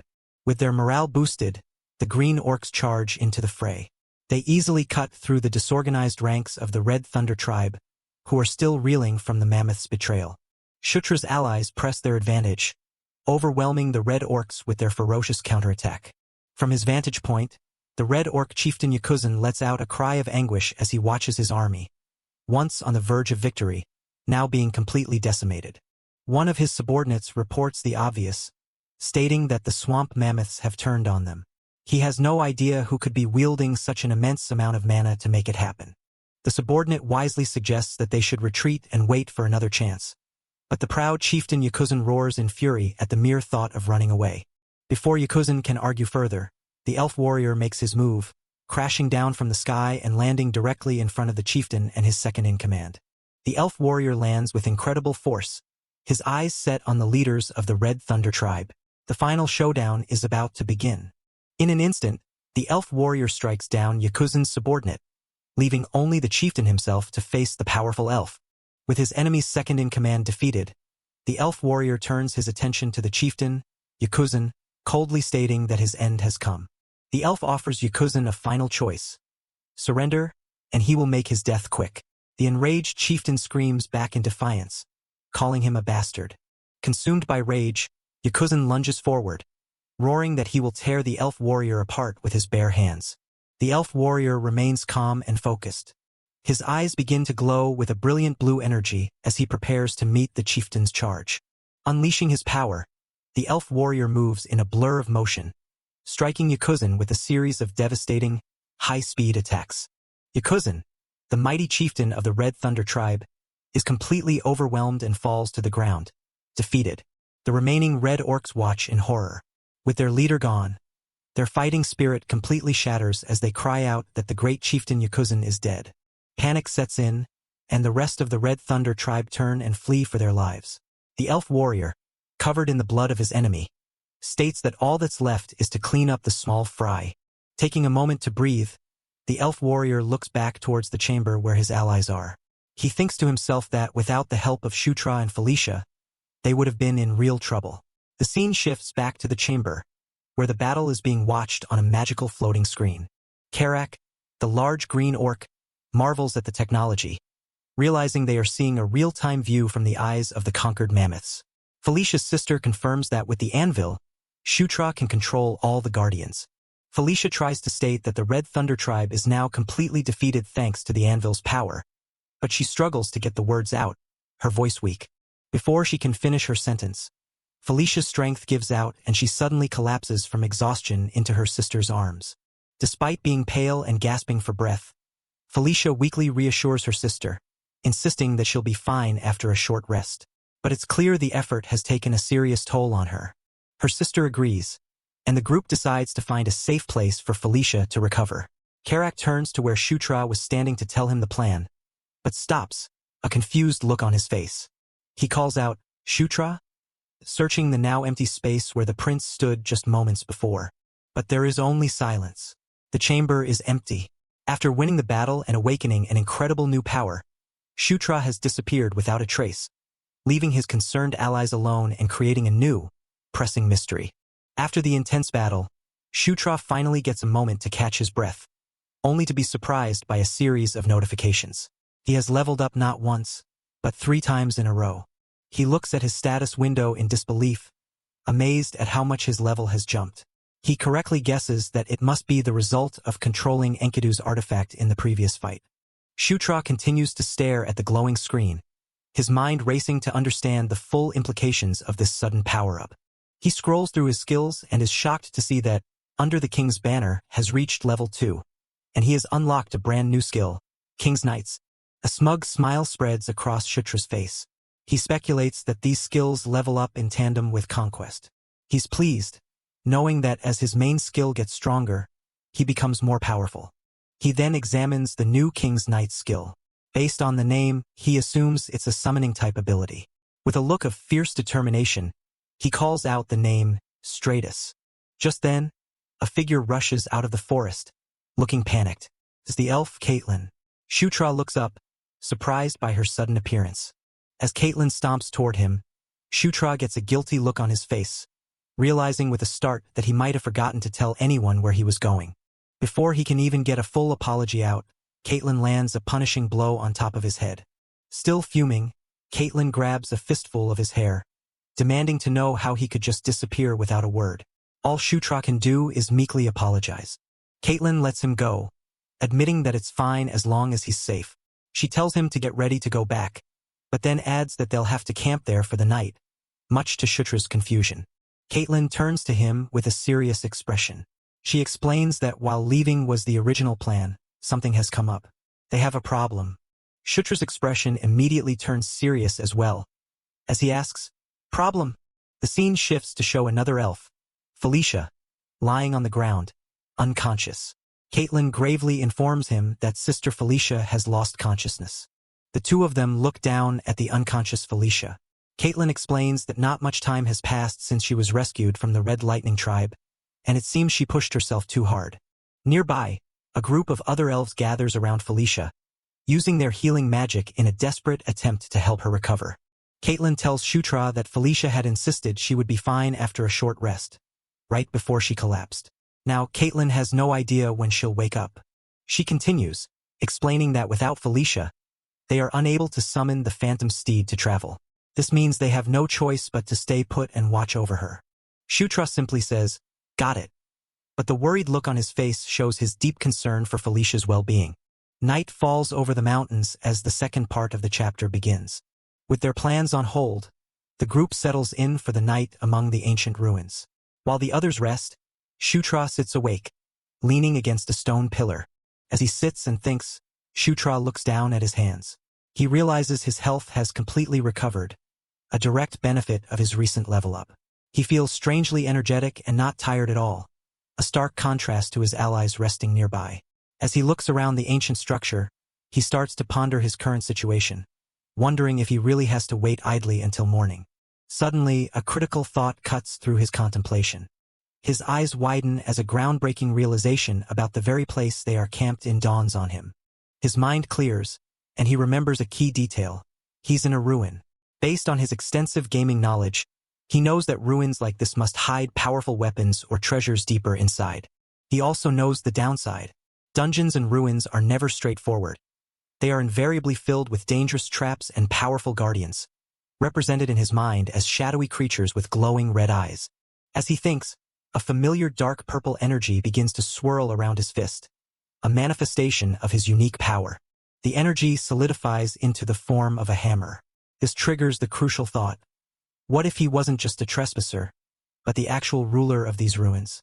He remembers the unique nature of his ability, the anvil's power. While it's limited to the specific ruin, within these walls, it grants him absolute authority. A confident smile forms on his face. He realizes that with this power, he essentially has a free pass to explore the entire ruin without fear of its traps or guardians. With a new plan in mind, Shutra quietly walks over to where his companion, the orc Carrick, is sound asleep on the stone floor. He crouches down and calls out to his sleeping friend, trying to wake him up. Carrick stirs, groggily mumbling in response. Once Carrick is somewhat awake, Shutra grins mischievously and tells him to get up and come with him on an adventure. Carrick nervously follows Shutra down a dark, torchlit corridor, anxiously asking if it's really okay for them to be wandering off into the depths of the ruin. Carrick continues to fret, worried that something might go wrong, but Shutra casually brushes off his concerns. "I'm the ruler of the ruins," he says. "So what's there to worry about?" Shutra pushes open a heavy stone door, reminding Carrick that there must be good weapons inside a place like this. Convinced by the logic, Carrick agrees. But as the door opens, Carrick gasps in terror, stammering to the prince that there's a huge monster waiting for them inside. Lying dormant on the floor of the next chamber is a massive, armored creature. Shutra calmly identifies it as an arc golem in its griffin form, a name that means nothing to the confused Carrick. Shutra simplifies his explanation for the terrified orc. "Just think of it as an incredibly strong guy." Shutra casually teases that if they had just entered normally, they probably would have been killed. Carrick, sweating profusely, urges him to stop saying such unlucky things and to hurry up. Looking at the golem's menacing size, Carrick admits he wants no part in fighting it. Shutra just laughs, calling him an unexpected coward. Carrick yells back defensively that he's not a coward. He's just being cautious. They continue past the golem toward another doorway. From the next room, Carrick's terrified shouts are replaced with cries of joy. He calls out to the prince, announcing that he's discovered a treasure vault. And what a vault it is! The room is overflowing with riches, with piles of gold coins, sturdy chests, gleaming weapons, and suits of armor. Carrick excitedly holds up a golden breastplate, exclaiming that it looks like high-quality armor. Shutra looks on and agrees that it does seem pretty good. Shutra focuses on the armor, his eyes glowing. He can feel a subtle magical power emanating from it, confirming that it's a piece of magic armor. Seeing Carrick's excitement, Shutra asks if he wants to take it. Carrick is stunned into disbelief, stammering as he asks if he can really have it. Shutra casually tells Carrick to take the armor, remarking that it's too big for him anyway. An overjoyed Carrick immediately equips his new prize and thanks the prince profusely for the generous gift. While Carrick is busy admiring his new armor, Shutra's attention drifts to the rest of the treasure. His gaze settles on a small chest and some scattered coins on a ledge, and he wonders if they could be ancient gold. He picks up one of the ancient gold coins, admiring its design before deciding he should probably store any useful items he finds in his inventory for later. He turns to Carrick, who is busy admiring his new armor, and tells him to feel free to take anything else from the vault that he thinks is worth taking. As he looks back toward the treasure, his gaze once again falls upon the small, unassuming chest. There's something about it that piques his curiosity. He approaches the chest, kneeling down to get a closer look. "What's this?" he wonders, reaching out and placing his hand on its lid. The moment his fingers touch the chest, there is a distinct clicking sound. Shutra looks up in surprise, realizing he's triggered some kind of mechanism. His eyes follow the sound, and he sees a section of the stone wall beginning to slide open, revealing a dark, hidden passageway behind it. A reddish-pink light emanates from the opening as the stone door recedes completely. Shutra stares in astonishment, realizing he's just uncovered a secret space. His face lights up with pure excitement. He can feel it in his gut. He's about to find something truly special. Without a moment's hesitation, he steps confidently through the opening and into the dark corridor beyond. He proceeds down the long, dark hallway, which opens up into a much wider, cavernous space at the very end. He stops at the edge of the new chamber, his eyes fixing on something in the distance. He spots the source of the light and lets out a gasp of recognition. There, in the center of the vast, circular room, is a floating crystalline object, glowing intensely with a familiar pink aura. He knows exactly what it is. An image of the great golem flashes in his mind as he feels the artifact's presence. "I know this mana," he thinks to himself. He finally puts all the pieces together. It wasn't his hammer. It was Enkidu's hammer, the legendary artifact known as the Earthquaker, and it's been here waiting for him all along. Continuing from the previous chapter, Shutra stands in a dark, ancient-looking chamber. Before him, on a grand pedestal, a mysterious item wrapped in a dark purple aura hums with power. Shutra recognizes the item. It's an aura-type item, the Knight of Conquest. More specifically, it's the legendary gauntlet of Enkidu, also known as the Earthquaker. Drawn by its immense power, Shutra slowly walks towards the pedestal where the gauntlet is floating. He feels an undeniable pull from the artifact, as if the Earthquaker itself is calling out to him. He reaches his hand out to take it. But the moment his fingers touch the artifact, a series of system messages pop up, rejecting him. His level, his mana, and his mental strength are all insufficient to wield the legendary item. As a final notification declares his strength insufficient, Shutra looks on in disbelief. He can't believe that after all this, he still can't handle the item yet. Just as he falls into despair, the gauntlet begins to resonate, glowing with an intense energy of its own accord. Suddenly, a voice rings out, granting permission. A new system window appears, announcing that the Earthquaker has recognized Shutra as its master. Shutra is completely taken aback by this unexpected turn of events, only able to utter a confused, "Huh?" The system confirms the transfer, changing the Earthquaker's registered user to Shutra. A powerful golden energy surges from the gauntlet into his arm. The sudden influx of power is overwhelming, causing him to cry out as the golden light intensifies around him. The powerful aura swirls violently around his entire body as the gauntlet completes the process of binding to its new master. A close-up on his face shows his red eyes glowing, filled with a newfound power and determination. Shutra stares at his hand, now clad in the formidable gauntlet of Enkidu. He can't believe it actually acknowledged him as its master. And the benefits are immediate. A system window notifies him of a massive stat boost.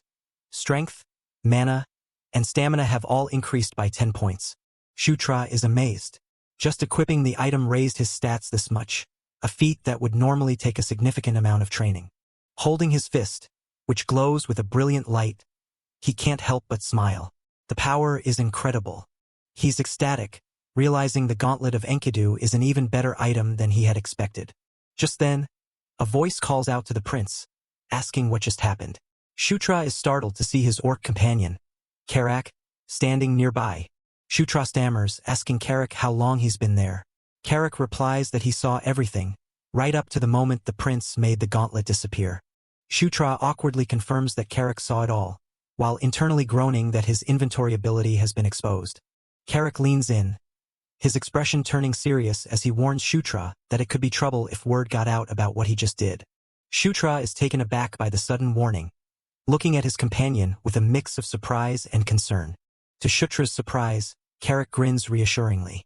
He tells the prince not to worry, and that this secret is just between the two of them. Shutra is moved by Karak's unwavering loyalty. Seeing that the prince has gotten what he came for, Karak suggests that they should head back. Shutra readily agrees, admitting with a smile that the eerie ruins are giving him the chills and he'd rather not stay any longer. With their objective complete, the two decide to leave the treasure room and make their way out of the ruins. As they walk back through the dimly lit chambers, Shutra follows close behind the large orc. However, Shutra suddenly stops in his tracks as something off to the side catches his eye. He quickly calls out for Karak to wait, who turns back, annoyed and asking what the matter is now. Shutra urgently points towards a pile of treasure, asking Karak if he sees it. Karak, however, looks confused and asks what he's supposed to be seeing. Shutra excitedly declares that a particular item in the pile of loot is exactly what they need right now. The scene shifts to another part of the ruins where Shutra has found his companions. He gives the item he found, a mana recovery potion, to the weakened dark elf princess, Felicia Doomblade, who quickly drinks it down. As the potion takes effect, a brilliant green light envelopes Felicia. Shutra holds her steady while Karak and the blue-haired elf, Caitlin, watch over them. The light fades, and Felicia's complexion has returned to a healthy color. Her eyes flutter open, no longer looking drained and exhausted. Shutra supports her and asks if she is feeling any better. Felicia looks up at him, still a bit dazed, and weakly says his name. Caitlin rushes to her side, overjoyed and thanking goodness that her sister is safe. Felicia, confused, asks Caitlin what happened. With a smile, Caitlin points to the empty bottle in Shutra's hand and explains that he brought a potion of mana recovery for her. Felicia is stunned. She clutches her head, wondering where on earth Shutra could have possibly found a rare and valuable mana recovery potion. Shutra gestures broadly, asking her if she's forgotten where they are. His casual confidence leaves Felicia speechless. She looks around and it dawns on her. That's right, they're still inside the ancient ruins. Shutra puts on a confident smirk and gives a thumbs up. He proudly reminds her not to forget that he is, in fact, the master of these ruins. He tells Felicia not to worry and to get some rest, reassuring her that once she wakes up, her mana will be fully restored. As he speaks, Felicia quietly says his name, causing him to turn back to her with a questioning look.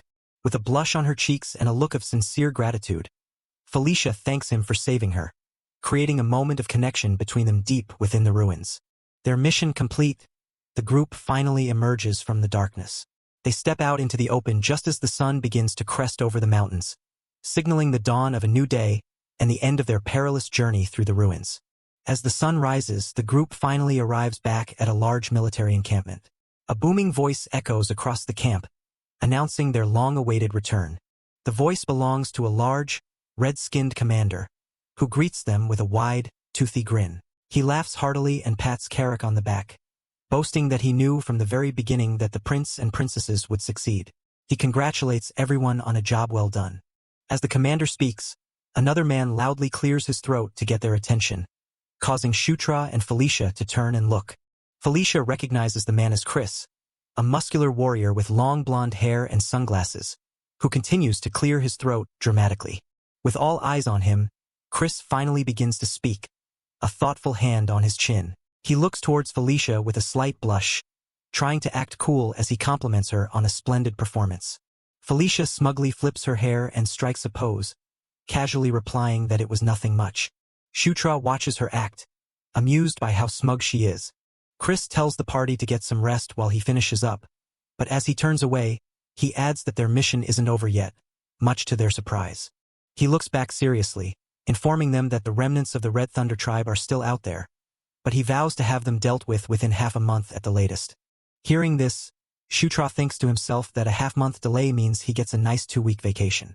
But his hopes are immediately dashed as Felicia leans into his ear and whispers, "Vacation, my ass," startling him. Completely flustered by her sudden closeness, a blushing Shutra can only stammer, "WH what?"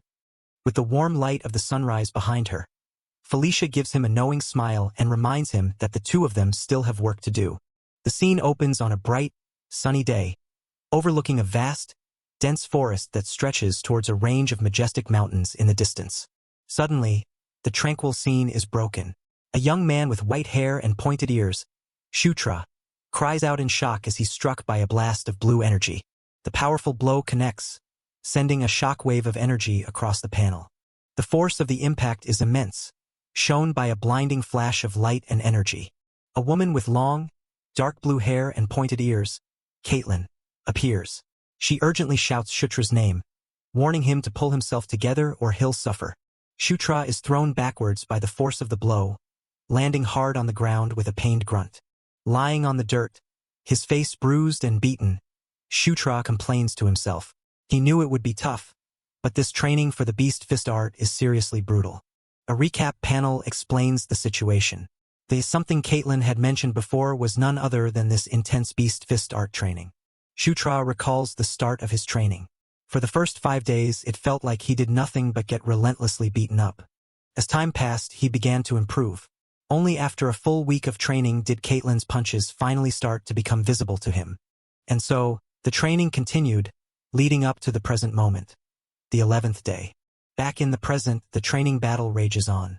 But now, Shutra is able to react, blocking Caitlin's powerful strikes. Caitlin smirks, impressed. "You're starting to keep up quite well now," she says. Shutra grins back with newfound confidence, retorting, "After all the beatings I've taken, it's about time." As night falls, Shutra reflects on his progress. He realizes that thanks to the daily special training, his Beast Fist art and aura levels have both reached a respectable level 5. Caitlin smiles, pleased with his growth. "Good," she says. "At this point, you should be ready to begin the Beast God Fist art." Shutra's face lights up with excitement. "Really?" he exclaims. Caitlin confirms, admitting she's impressed and has never seen anyone learn this fast before. A determined glint appears in Shutra's eyes. He's ecstatic that he'll finally be learning the secret technique of the lycanthropes, the Beast God Fist art. Under the night sky, Caitlin faces Shutra and takes his hands. "From here on," she announces, "I'll teach you a new way to wield aura." Caitlin looks at him intently, instructing him not to miss a thing and to follow her lead carefully. Shutra looks back, his expression serious and focused. With a confident smile, Shutra agrees enthusiastically. Their clasped hands begin to glow, enveloped in a swirling blue aura as Caitlin prepares to guide his energy. A massive pillar of brilliant blue aura erupts from their joined hands, surging outward with immense power. Shutra closes his eyes, concentrating on the torrent of energy. He can feel Caitlin's powerful aura flowing through him, not just as a raw force, but as a guide, beginning to show him the true nature of this power. As the aura flows through him, Shutra analyzes the new sensation. He realizes this power is similar to the Beast Fist art he knows, yet fundamentally different in its nature. Floating in a cosmic void, Shutra comes to a realization. This power has a name: Conquest. He feels the essence of this power course through him. It is the power to conquer and force obedience, a ferocious, domineering force unlike anything he's wielded before. As he floats in the bright, ethereal light, the energy begins to surge around him. Shutra is completely immersed in the experience, wondering to himself, is this what true aura is? As the thought crosses his mind, the intense energy begins to dissipate. As the lesson concludes, system messages pop up in front of Shutra's vision. A clear sign of his progress, they announce that the levels of his beast fist art and his aura have both increased. Caitlin looks at him, her face beaming with pride and excitement. "Amazing, Shutra!" she exclaims. "You really did it." Shutra stands confidently as a final notification rings out, confirming his success. He has officially acquired the Beast God Fist art at level 1. He looks down at his hand, feeling the residual power. He now possesses 2 new skills, the Beast God Fist art and another named Earthquaker. He clenches his fist, the raw power crackling around it. He can feel the immense strength now at his command. As Caitlin watches, a vortex of energy swirls around Shutra, kicking up leaves and dust from the forest floor. And with that surge of power comes another reward. A loud ding announces that his overall level has increased to 14. A smug, confident smile spreads across Shutra's face as he basks in his newfound power. But as Shutra celebrates his victory, he's being watched.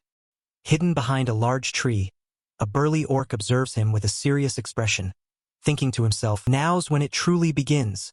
The orc continues to watch as night turns to day, indicating a time skip to the next morning. The next morning, at a military encampment, the scene shifts to the inside of a tent where Shutra and Caitlin are having a meal together. Breaking the silence, Shutra speaks up. "Oh, right," he says, getting Caitlin's attention. "Can I ask you something about Felicia?" Caitlin asks what he wants to know. Shutra gets straight to the point, asking, "Why are things between her and Chris like that?" Shutra thinks to himself about his plans. Felicia, a striking dark-skinned elf with white hair, is supposed to be a key ally he needs to bring to his side, just like Chris. He worries that if their relationship is strained, it could become a problem for him. Caitlin hesitates for a moment before answering. "It's not that they're on bad terms," she clarifies, "but they seem distant. It's not like there was some direct incident between them." Caitlin continues, but Shutra presses her for more information, asking, "Then what?" Caitlin offers her theory, though she admits she isn't certain. "I think it has to do with something between Chris and Sylvan." The name catches Shutra completely off guard, and he repeats it in surprise. "Sylvan?" Caitlin's expression hardens as she immediately chides him. "Even if he's not here, you shouldn't just throw his name around so lightly." Shutra, realizing he's touched on a sensitive topic, quickly apologizes, explaining that the name just surprised him. Shutra's mind races as he processes the new information. He now understands who Sylvan is, Felicia's twin brother, Sylvan Doomblade. He recalls from his past life playing the game that Sylvan was a pretty troublesome opponent. Just as Shutra is about to ask more, their conversation is cut short by a new arrival. The muscular, blonde-haired warrior, Chris, enters the tent, announcing, "Both of you are here, huh?" Caitlin is visibly startled by his sudden and unexpected appearance. Stammering his name in surprise, Caitlin asks, "See, Chris, what's going on? You're early."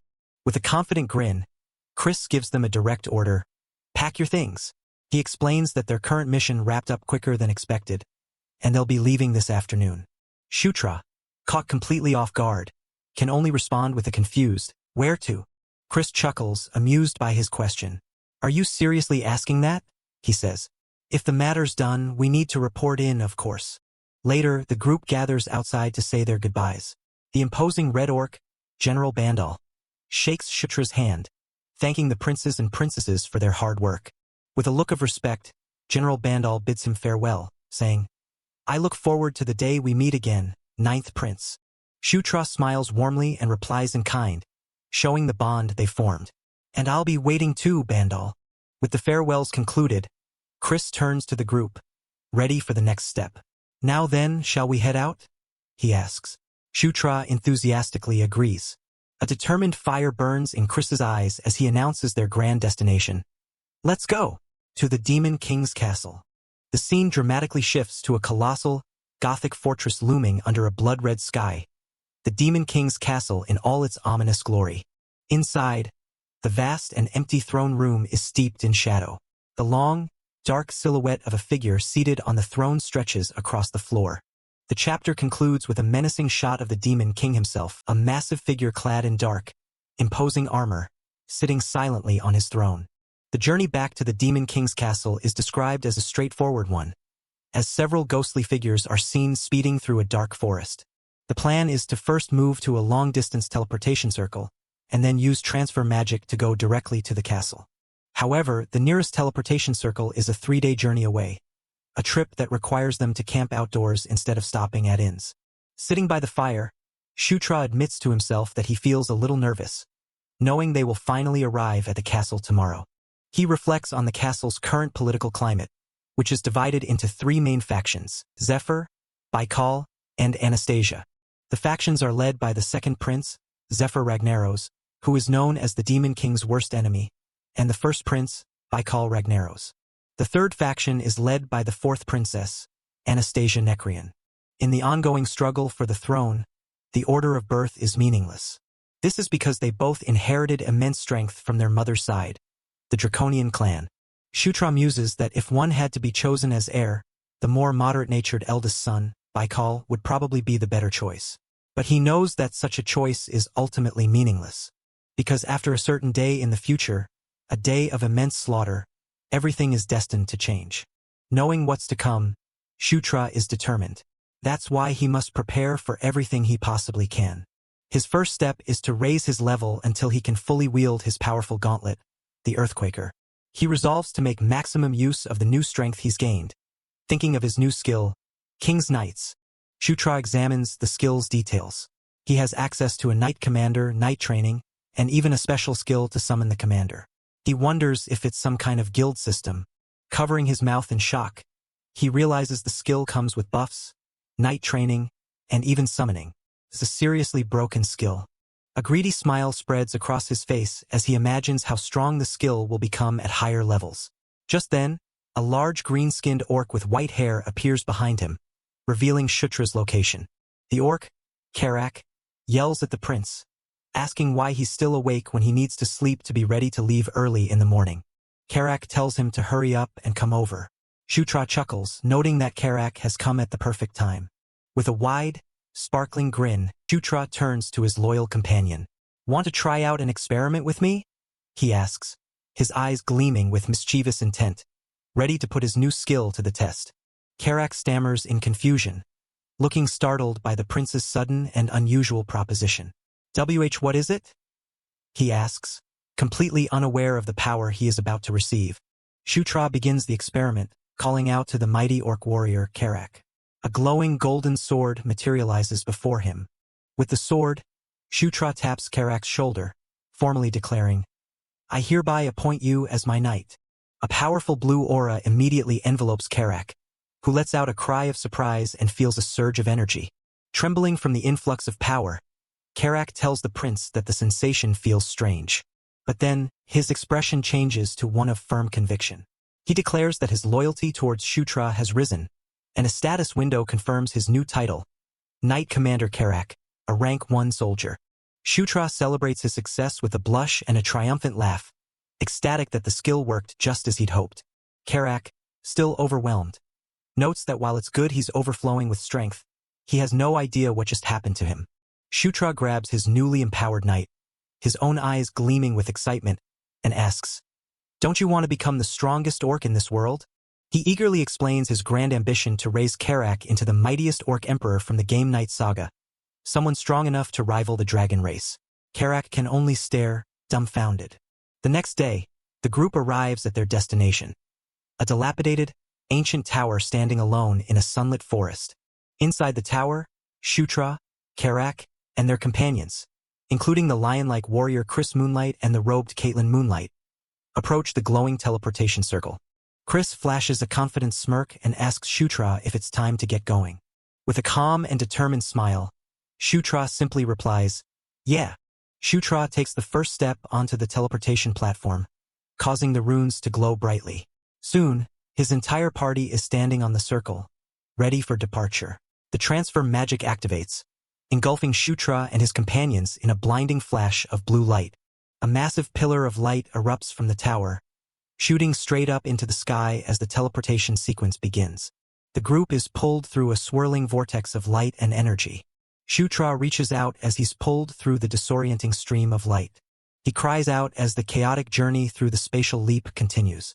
The prince is sent tumbling through the bright, empty space of the magical transfer. Shutra stumbles out of the teleportation light, landing unsteadily in a grand hall. He looks up, disoriented, to find his party surrounded by a group of dark elves who had been waiting for their arrival. One of them, a woman with long purple hair named Felicia, steps forward and asks with concern if he's all right. Shutra, looking a bit overwhelmed, manages to reply that he's fine. Before Felicia can get a proper answer, her subordinates rush to greet her, shouting her name excitedly. They had clearly been waiting for her. They shower her with praise, exclaiming how beautiful she is. Shutra watches the reunion from the side. A different white-haired elf is also surrounded by a group of adoring dark elves, who chat happily with her. Shutra observes the scene with wide eyes, thinking to himself that it feels like he's watching an idol fan club. He correctly guesses that these are her attendants and subordinates. Meanwhile, another group greets Prince Chris and Lady Caitlin, happy to see them again and commenting on how lovely Caitlin has become. Shutra gives a wry smile, noticing that while everyone else has a welcoming party, there's no one for him. He then overhears two elves whispering about him in surprise. He takes a quiet step back, a thoughtful expression on his face as he processes the social dynamics. He murmurs to himself, "I think I get it now." He sees the room for what it is. He and Karak are isolated, while his popular companions are surrounded by their own factions. He now understands his rough standing within the Demon King's castle. But this doesn't faze him. A confident, almost sinister grin spreads across his face as he thinks, "Oh well, that's fine. It's all within my expectations anyway." Shutra turns to his ever-loyal knight and asks, "You ready, Karak?"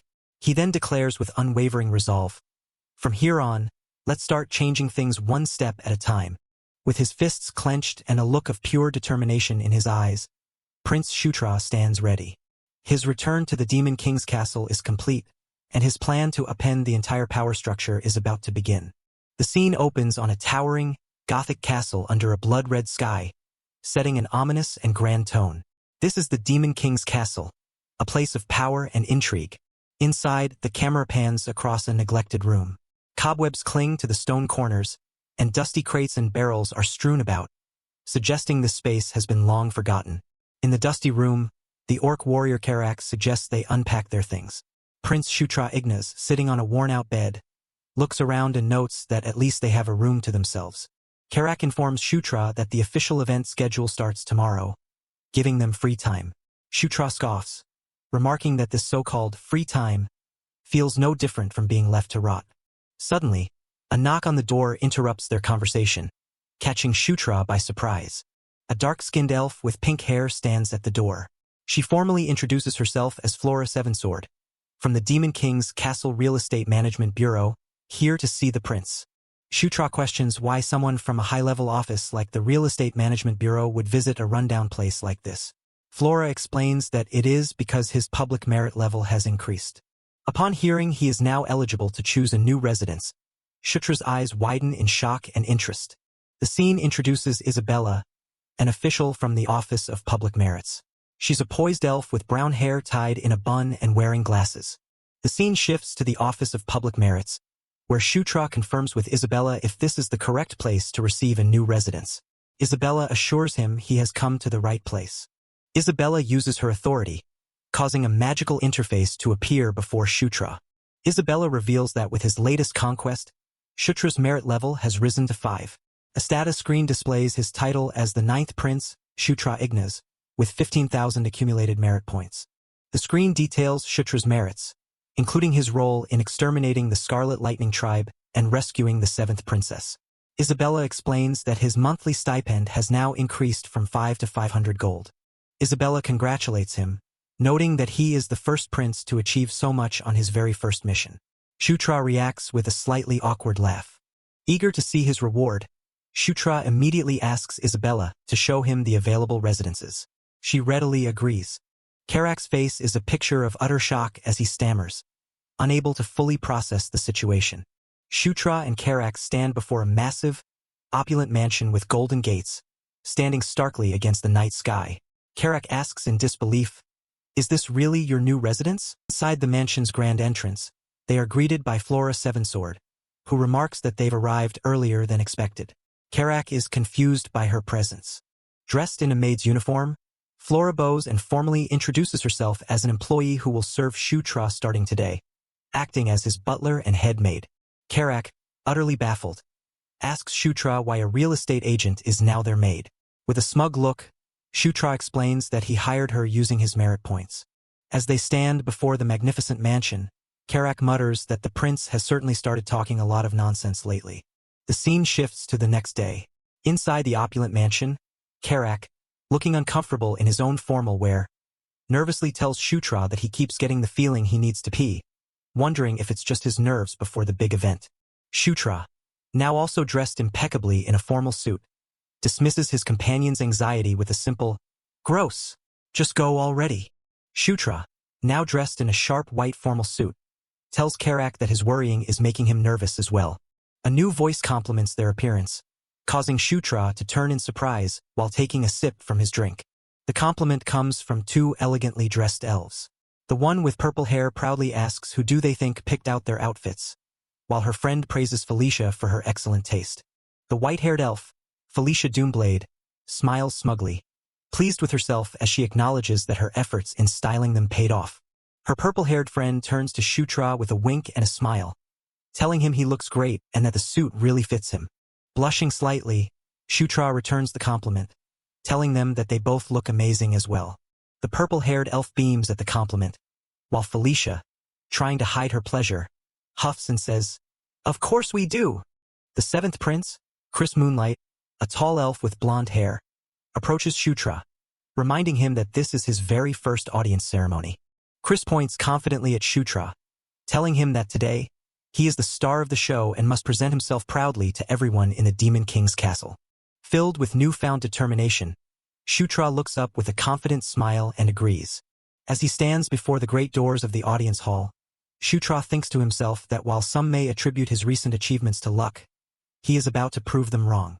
The scene shows glimpses of the other attendees, a diverse and imposing assembly of various demon races, all dressed in formal attire, their expressions serious. Shutra's internal monologue continues with resolve. "But soon, everyone will have their eyes on me." Chris Moonlight is shown looking on with a supportive, determined expression. With confidence, Shutra leads the way, followed closely by Felicia and her friend, all walking with purpose and determination. He vows that they will all look again at the worthless prince they once dismissed. The group is seen from above, advancing towards the throne. The vast, intimidating audience hall is filled with the princes, princesses, and high-ranking officials of the demon realm, all gathered before the throne. Chris Moonlight, the seventh prince, kneels before the throne, formally presenting himself to the Demon King. Before the assembly stands the great ruler of the demon realm, an imposing figure in massive armor, seated on his throne. A close-up reveals the stern and powerful gaze of the Demon King, his eyes glowing with authority. The ruler is identified as Demon King Mitra. A courtier announces that the time has come to report the achievements of the princes and princesses. Struggling under the weight of the king's aura, Shutra recognizes the man on the throne, Demon King Mitra, father to all the children of the Demon Kings. A chilling realization dawns on him. He had forgotten that the Demon King is the one being in the castle who must never be underestimated. An oppressive, dark aura, like a physical weight, emanates from the Demon King, pressing down on Shutra from all sides. Shutra's eyes widen in strain and shock as he grits his teeth, wondering what this overwhelming pressure is. The king's powerful gaze looms over him like a giant eye. Shutra thinks to himself that just standing before him feels like his entire body might crumble apart. In his moment of crisis, a memory or vision of a divine figure appears, surrounded by golden light, speaking a single, powerful word, "Conquer." A brilliant ball of golden energy begins to form in Shutra's own hands, responding to the inner voice. The voice continues, reminding him of his own royal bloodline. "For you too are a king." It commands him to overcome the Demon King's oppressive gaze, to fight back against the suffocating pressure and subdue it under his own will. With newfound resolve, Shutra grits his teeth and begins to push back with all his might. A massive burst of golden energy erupts from Shutra, signifying a dramatic shift in power. The inner voice names the source of this strength. For that is the power of conquest. Demon King Mitra looks on, his expression one of calm surprise, as if seeing his son for the very first time. The Demon King speaks his name, Shutra, his voice echoing through the silent hall, a clear acknowledgement of the prince's defiance. Felicia, Chris, and their companion all watch in utter disbelief, their faces a mask of shock and awe at Shutra's incredible display of power. Shutra now stands tall and firm, having completely nullified the crushing pressure that had forced him to his knees just moments before. Looking down at his son, Demon King Mitra's stern expression softens slightly. He gives his approval, stating, "I look forward to seeing your future achievements." A final shot shows a close-up of the Demon King's intricate armor as the audience ceremony comes to a close. A wave of whispers spreads through the demonic courtiers. They are in disbelief, murmuring about what is happening. Never before has His Majesty called any of the princes or princesses by name during a formal audience. Even Shutra's own siblings are confused, questioning why the king would suddenly acknowledge the ninth prince, who has always been overlooked and considered to have no presence at all. Shutra reflects on the king's words. It was a simple, ordinary statement, yet it was something no one had ever heard from the stoic and distant Demon King before. And that unprecedented nature made the simple statement invaluable. A glimmer of understanding and resolve appears in Shutra's eyes.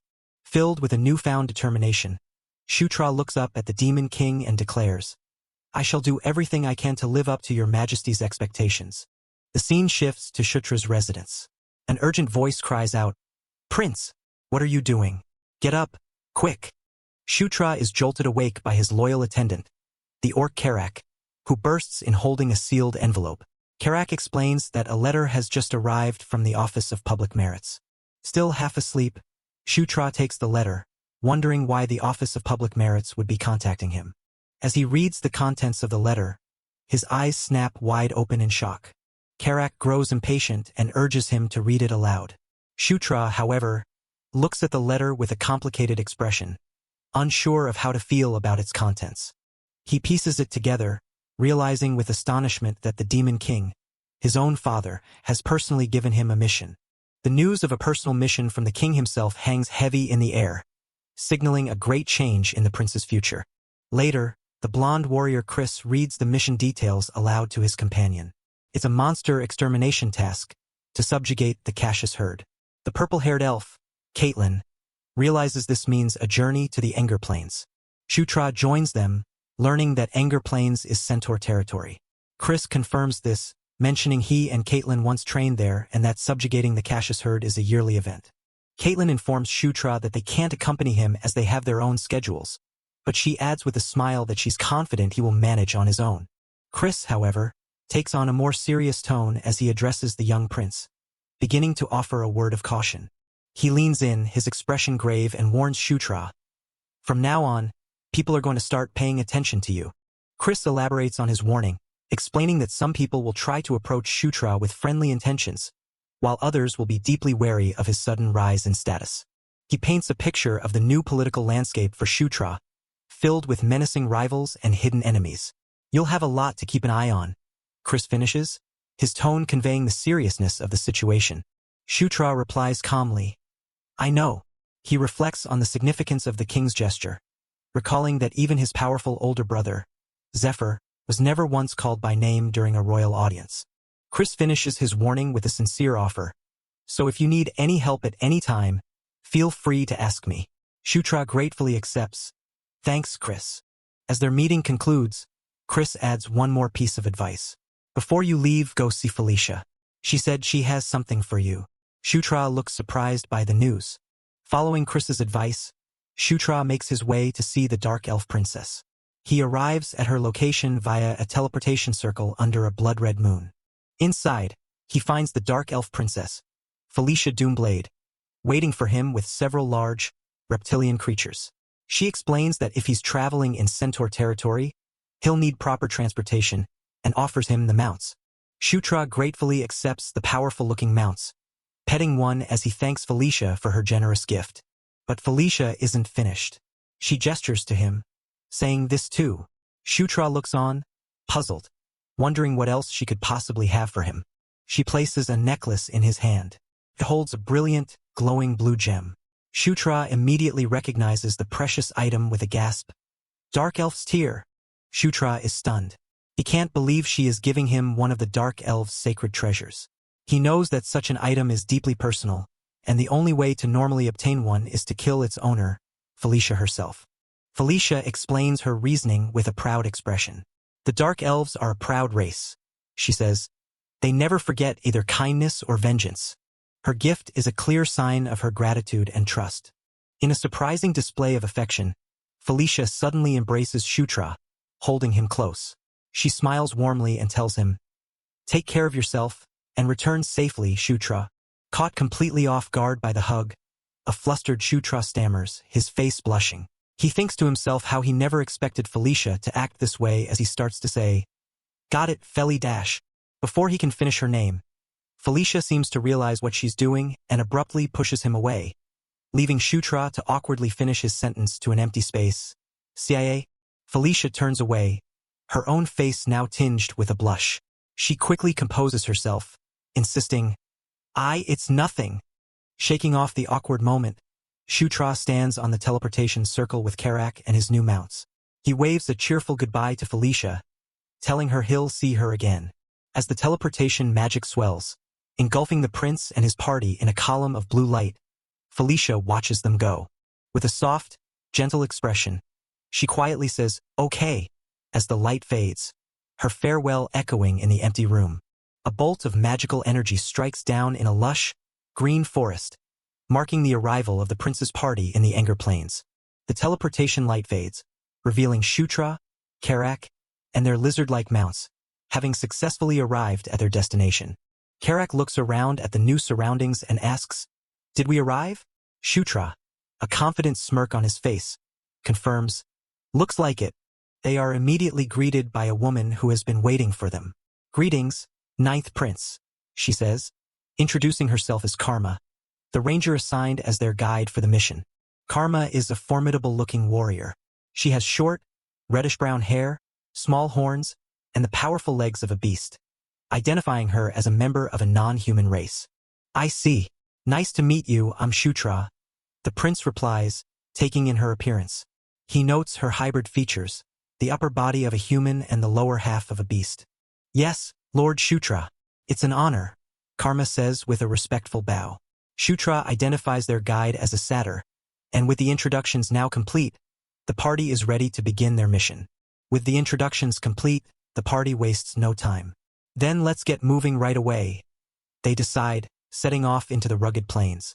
Karma's powerful hoofs pound against the dry earth, kicking up dust as she leads the party at a rapid pace. As they travel, Karma briefs them on the journey.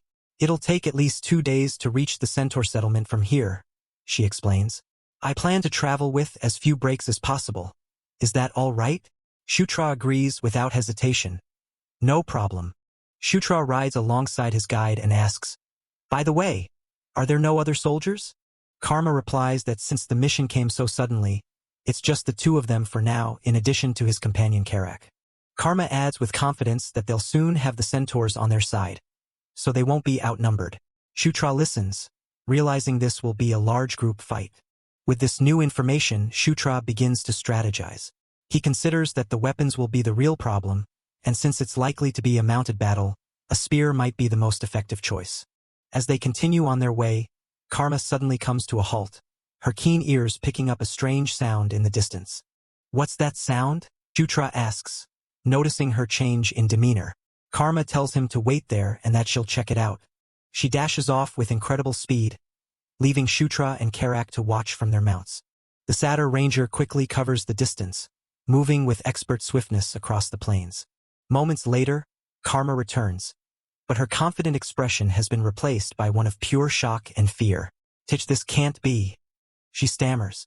Her eyes are wide with terror as she looks back at a massive cloud of dust on the horizon. "The Cassius herd," she cries. "How did they find us already?" The herd stampedes towards them, a terrifying pack of shadowy, wolf-like beasts with furiously glowing eyes. The creatures snarl and howl, their monstrous hunger clear as they charge forward. Caught in the path of the stampede, a lone centaur flees for its life. It screams in terror as one of the vicious beasts from the Cassius herd closes in, leaping for the kill. A close-up captures the centaur's face, contorted in a final scream of absolute horror. The beast mercilessly slams into the centaur, the force of the impact sending both tumbling to the ground. The attack is swift and brutal, ending in a cloud of dust. The sharp claws of the wolf-like monster dig into the earth as it lands, ready for its next prey. Another centaur watches the carnage in shock, then turns to see Prince Shutra sitting calmly atop his mount, seemingly unfazed by the attack. As the Cassius herd approaches, Shutra looks on with a wry smile. "Looks like the welcome party came early," he remarks with chilling calmness. A brilliant golden light begins to emanate from Shutra's hand as he prepares for battle. "Well, no matter," he says, his confidence unshaken. His hand is now fully encased in the powerful energy of the beast fist art. A wide, eager grin spreads across his face as he declares, "Because I was just itching for a fight myself." The chapter ends on this thrilling cliffhanger, with Shutra and his party facing the ferocious Cassius herd, and the prince more than ready to meet them in battle. Continuing from the last chapter, Prince Shutra Ignas confidently challenges the approaching monsters, telling them to "come at me." A nearby centaur, part of his escort, looks on with shock, wondering if this bold young man is truly the prince. One of the creatures, a massive, wolf-like beast known as a Cassius, slams its clawed foot into the ground, ready for battle. The entire pack of Cassius monsters reveals itself, letting out a ferocious roar as they prepare to attack. With glowing red eyes, the lead Cassius lunges forward, charging directly at Shutra. Shutra smirks, completely unfazed by the charge. He correctly identifies the attacking creature as the leader of the pack. Shutra's companions, Karak and Felicia, arrive on the scene. They shout after him in alarm, warning him that it's too dangerous to rush in alone. Riding a raptor-like creature, Shutra waves off their concerns, telling them he's fine and that they should just watch him work. He leaps from his mount, diving straight towards the pack leader. As he descends upon the beast, Shutra declares his intention to test out the powerful beast god fist art he's been practicing. He lands gracefully, kicking up a cloud of dust as he braces for impact. A brilliant, golden aura begins to coalesce around Shutra's fist, crackling with immense energy. The Cassius monster lunges forward with its jaws wide open, attempting to bite Shutra in half. Shutra's eyes glow with intense focus as he prepares to unleash his devastating attack. He unleashes his special technique, the Fist of Explosion. The punch connects, creating a massive, fiery explosion on impact. Karak and Felicia look on from a distance, their faces a mask of pure shock and disbelief at the incredible power Shutra has just displayed. The force of the blow tears the Cassius monster apart, sending blood and debris flying. Shutra stands triumphantly over the mangled corpse of the pack leader, the ground scorched around him. The remaining Cassius monsters are stunned into silence, completely terrified by the sudden and brutal death of their leader. They let out a frightened whimper, their aggression replaced with fear. Shutra examines his still glowing fist. He wonders if the power of the Earthquaker item was responsible for amplifying his aura to such a destructive level. Even he seems surprised by the outcome, noting that the destructive power of his attack was far greater than he had expected. A wide, confident grin spreads across his face as he blushes with excitement. He proudly declares that this level of strength is almost on par with his powerful sister, Caitlin. His companions and the Centaur Scout are amazed, praising him for blowing the beast's head off in a single strike and thanking him for saving them. The Centaur Scout, impressed by the prince's power, formally introduces himself as Swift Wind. He announces his mission, to escort Shutra's party safely to the Centaur settlement on the Engel Plains, setting the stage for their next destination. Following Swift Wind's guidance, the party arrives at their destination, the sprawling Centaur settlement on the Engel Plains, a large village of yurt-like tents nestled in a valley.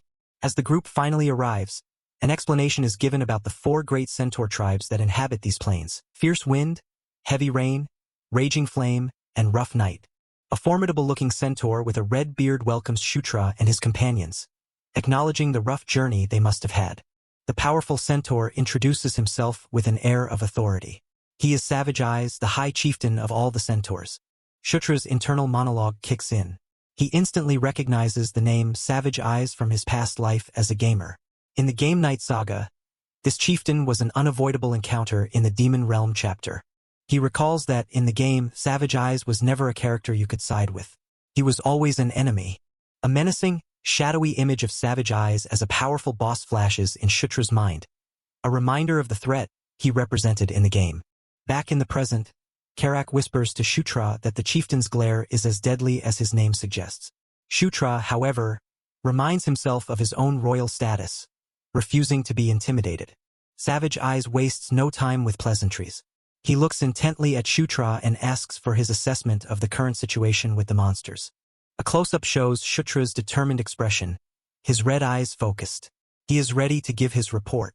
Inside one of the large tents, Shutra gets straight to the point, telling the High Chieftain frankly that the situation isn't good. The two stand over a large map laid out on a table, with Savage Eyes pointing to a specific region as they discuss strategy. Shutra explains the issue. The Cassius herd, which should normally be far to the north by this time of year, has instead come much farther south. Savage Eyes reveals his plan of action. In 3 days, he will gather the warriors from all 4 tribes for a joint subjugation campaign against the beasts. As Shutra listens, he internally reflects on the situation, noting that scouts are observing the area. He reminds himself that, in the game, Savage Eyes was an unrecruitable NPC that could never become an ally.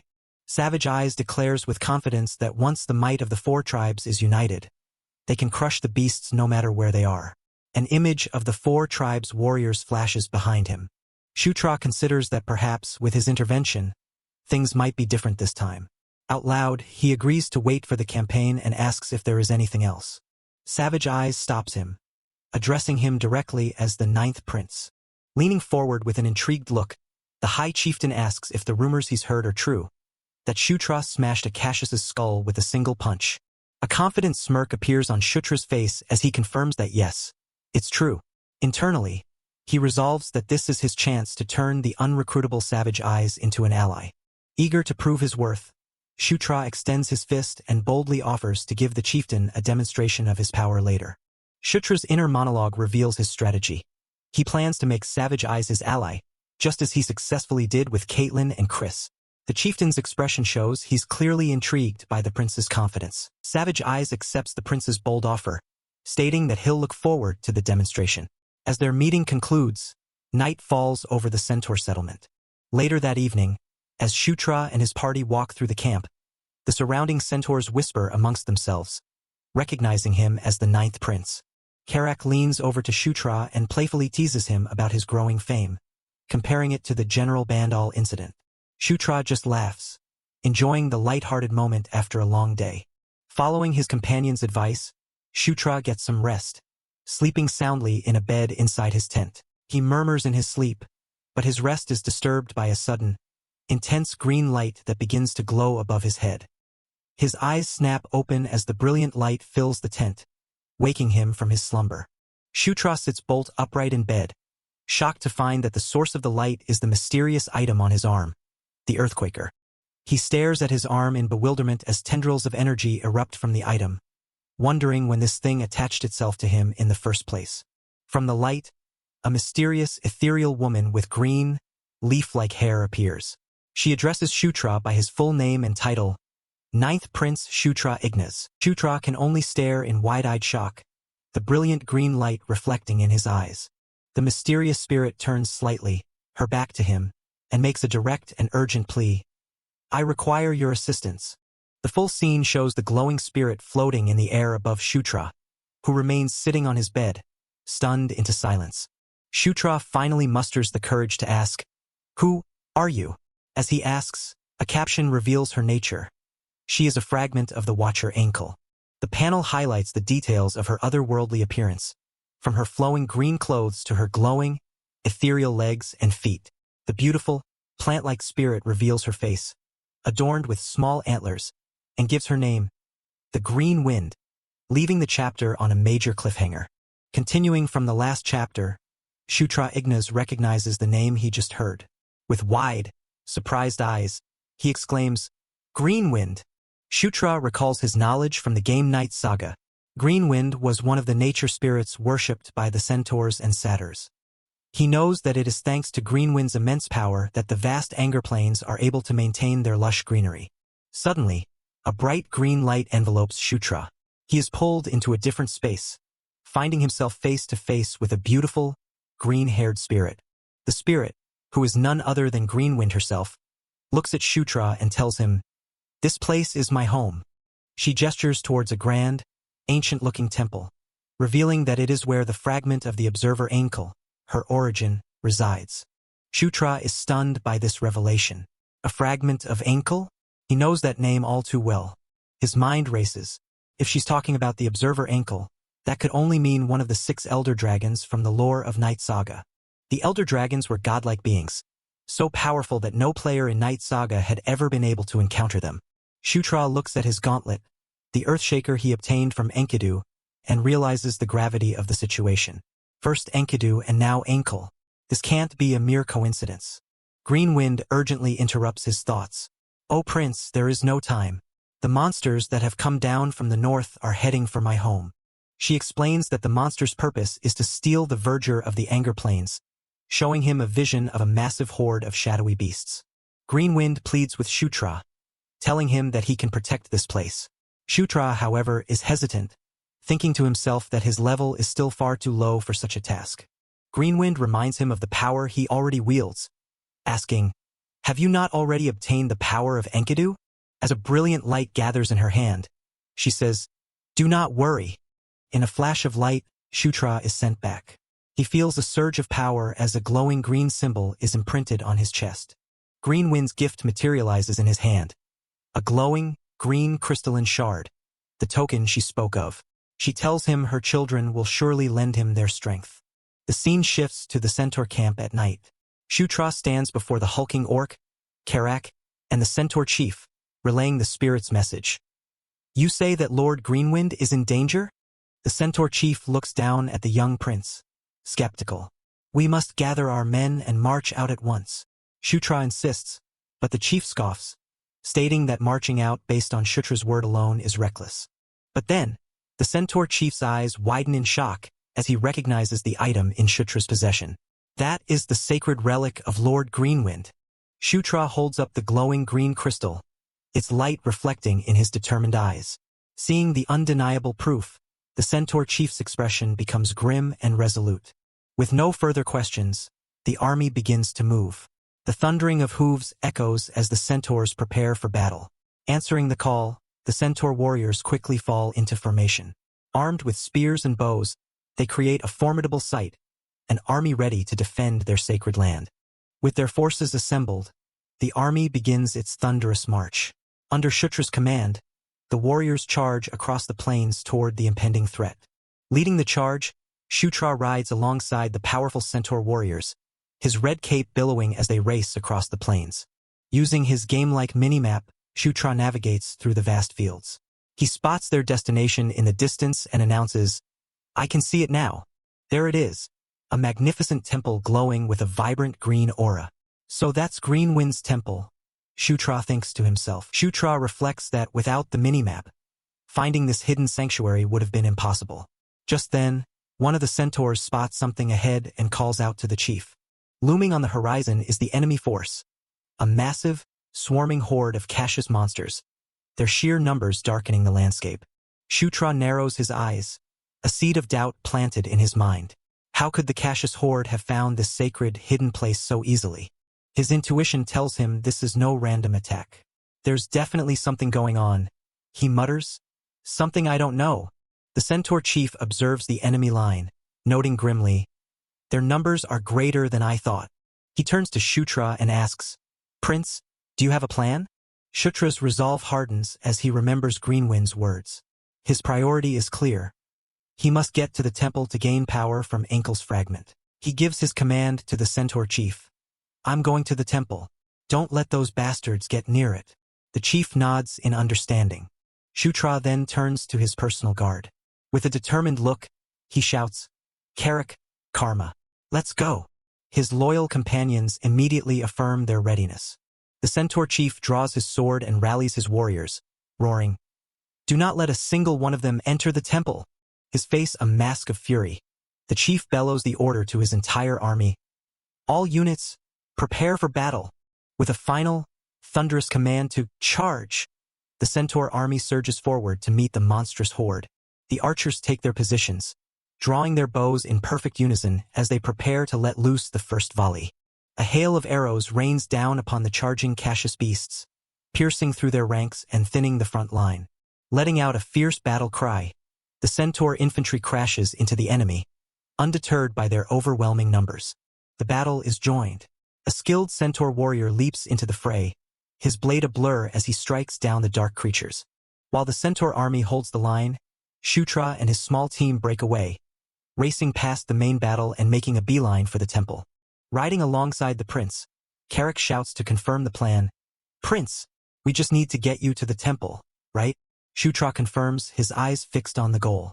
Carrick and Karma charge ahead, vowing, "Then we'll clear a path for you somehow," as they bravely intercept the wolves blocking their way. With a mighty roar of Karaha, Carrick swings his enormous axe, ready to carve a path through the enemy. The powerful orc unleashes a devastating spinning attack, his axe cleaving through multiple Cassius wolves in a single, fluid motion. At the same time, Karma fearlessly engages two beasts at once, her weapon glowing with energy as she holds them back. Shutra watches his loyal companions fight, a confident smile spreading across his face. "Nice, my team is doing great," he thinks to himself. Seeing them successfully clearing a path, he urges his mount forward, galloping ever closer to the temple steps. With Carrick and Karma clearing the way, Shutra sees the path to the temple open up. He thinks to himself, "All right, we're almost to dash." But his thought is cut short as a massive wooden club swings at him from out of nowhere, catching him completely by surprise. The attack comes from a powerful minotaur, a hulking beast that had lain in wait, ambushing the prince with tremendous force. The blow lands with incredible impact, sending Shutra flying from his mount and crashing hard onto the ground. Having successfully ambushed the leader, the fearsome minotaur lets out a victorious, blood-curdling roar. Shutra groans in pain on the ground as the colossal beast bears down on him, readying its club for another devastating strike. Furious with himself, Shutra grits his teeth, thinking, "Damn it, I let my guard down." Just as the minotaur swings its club down for the finishing blow, Carrick throws himself in front of the prince, intercepting the deadly attack with his own body. Carrick turns to the stunned prince, shouting, "Are you okay, Prince?" Shutra can only look on in shock, uttering his loyal friend's name. Despite the heavy damage, Carrick stands firm, a determined glint in his eye. He yells at Shutra, "Get up, it's still too early to be sleeping."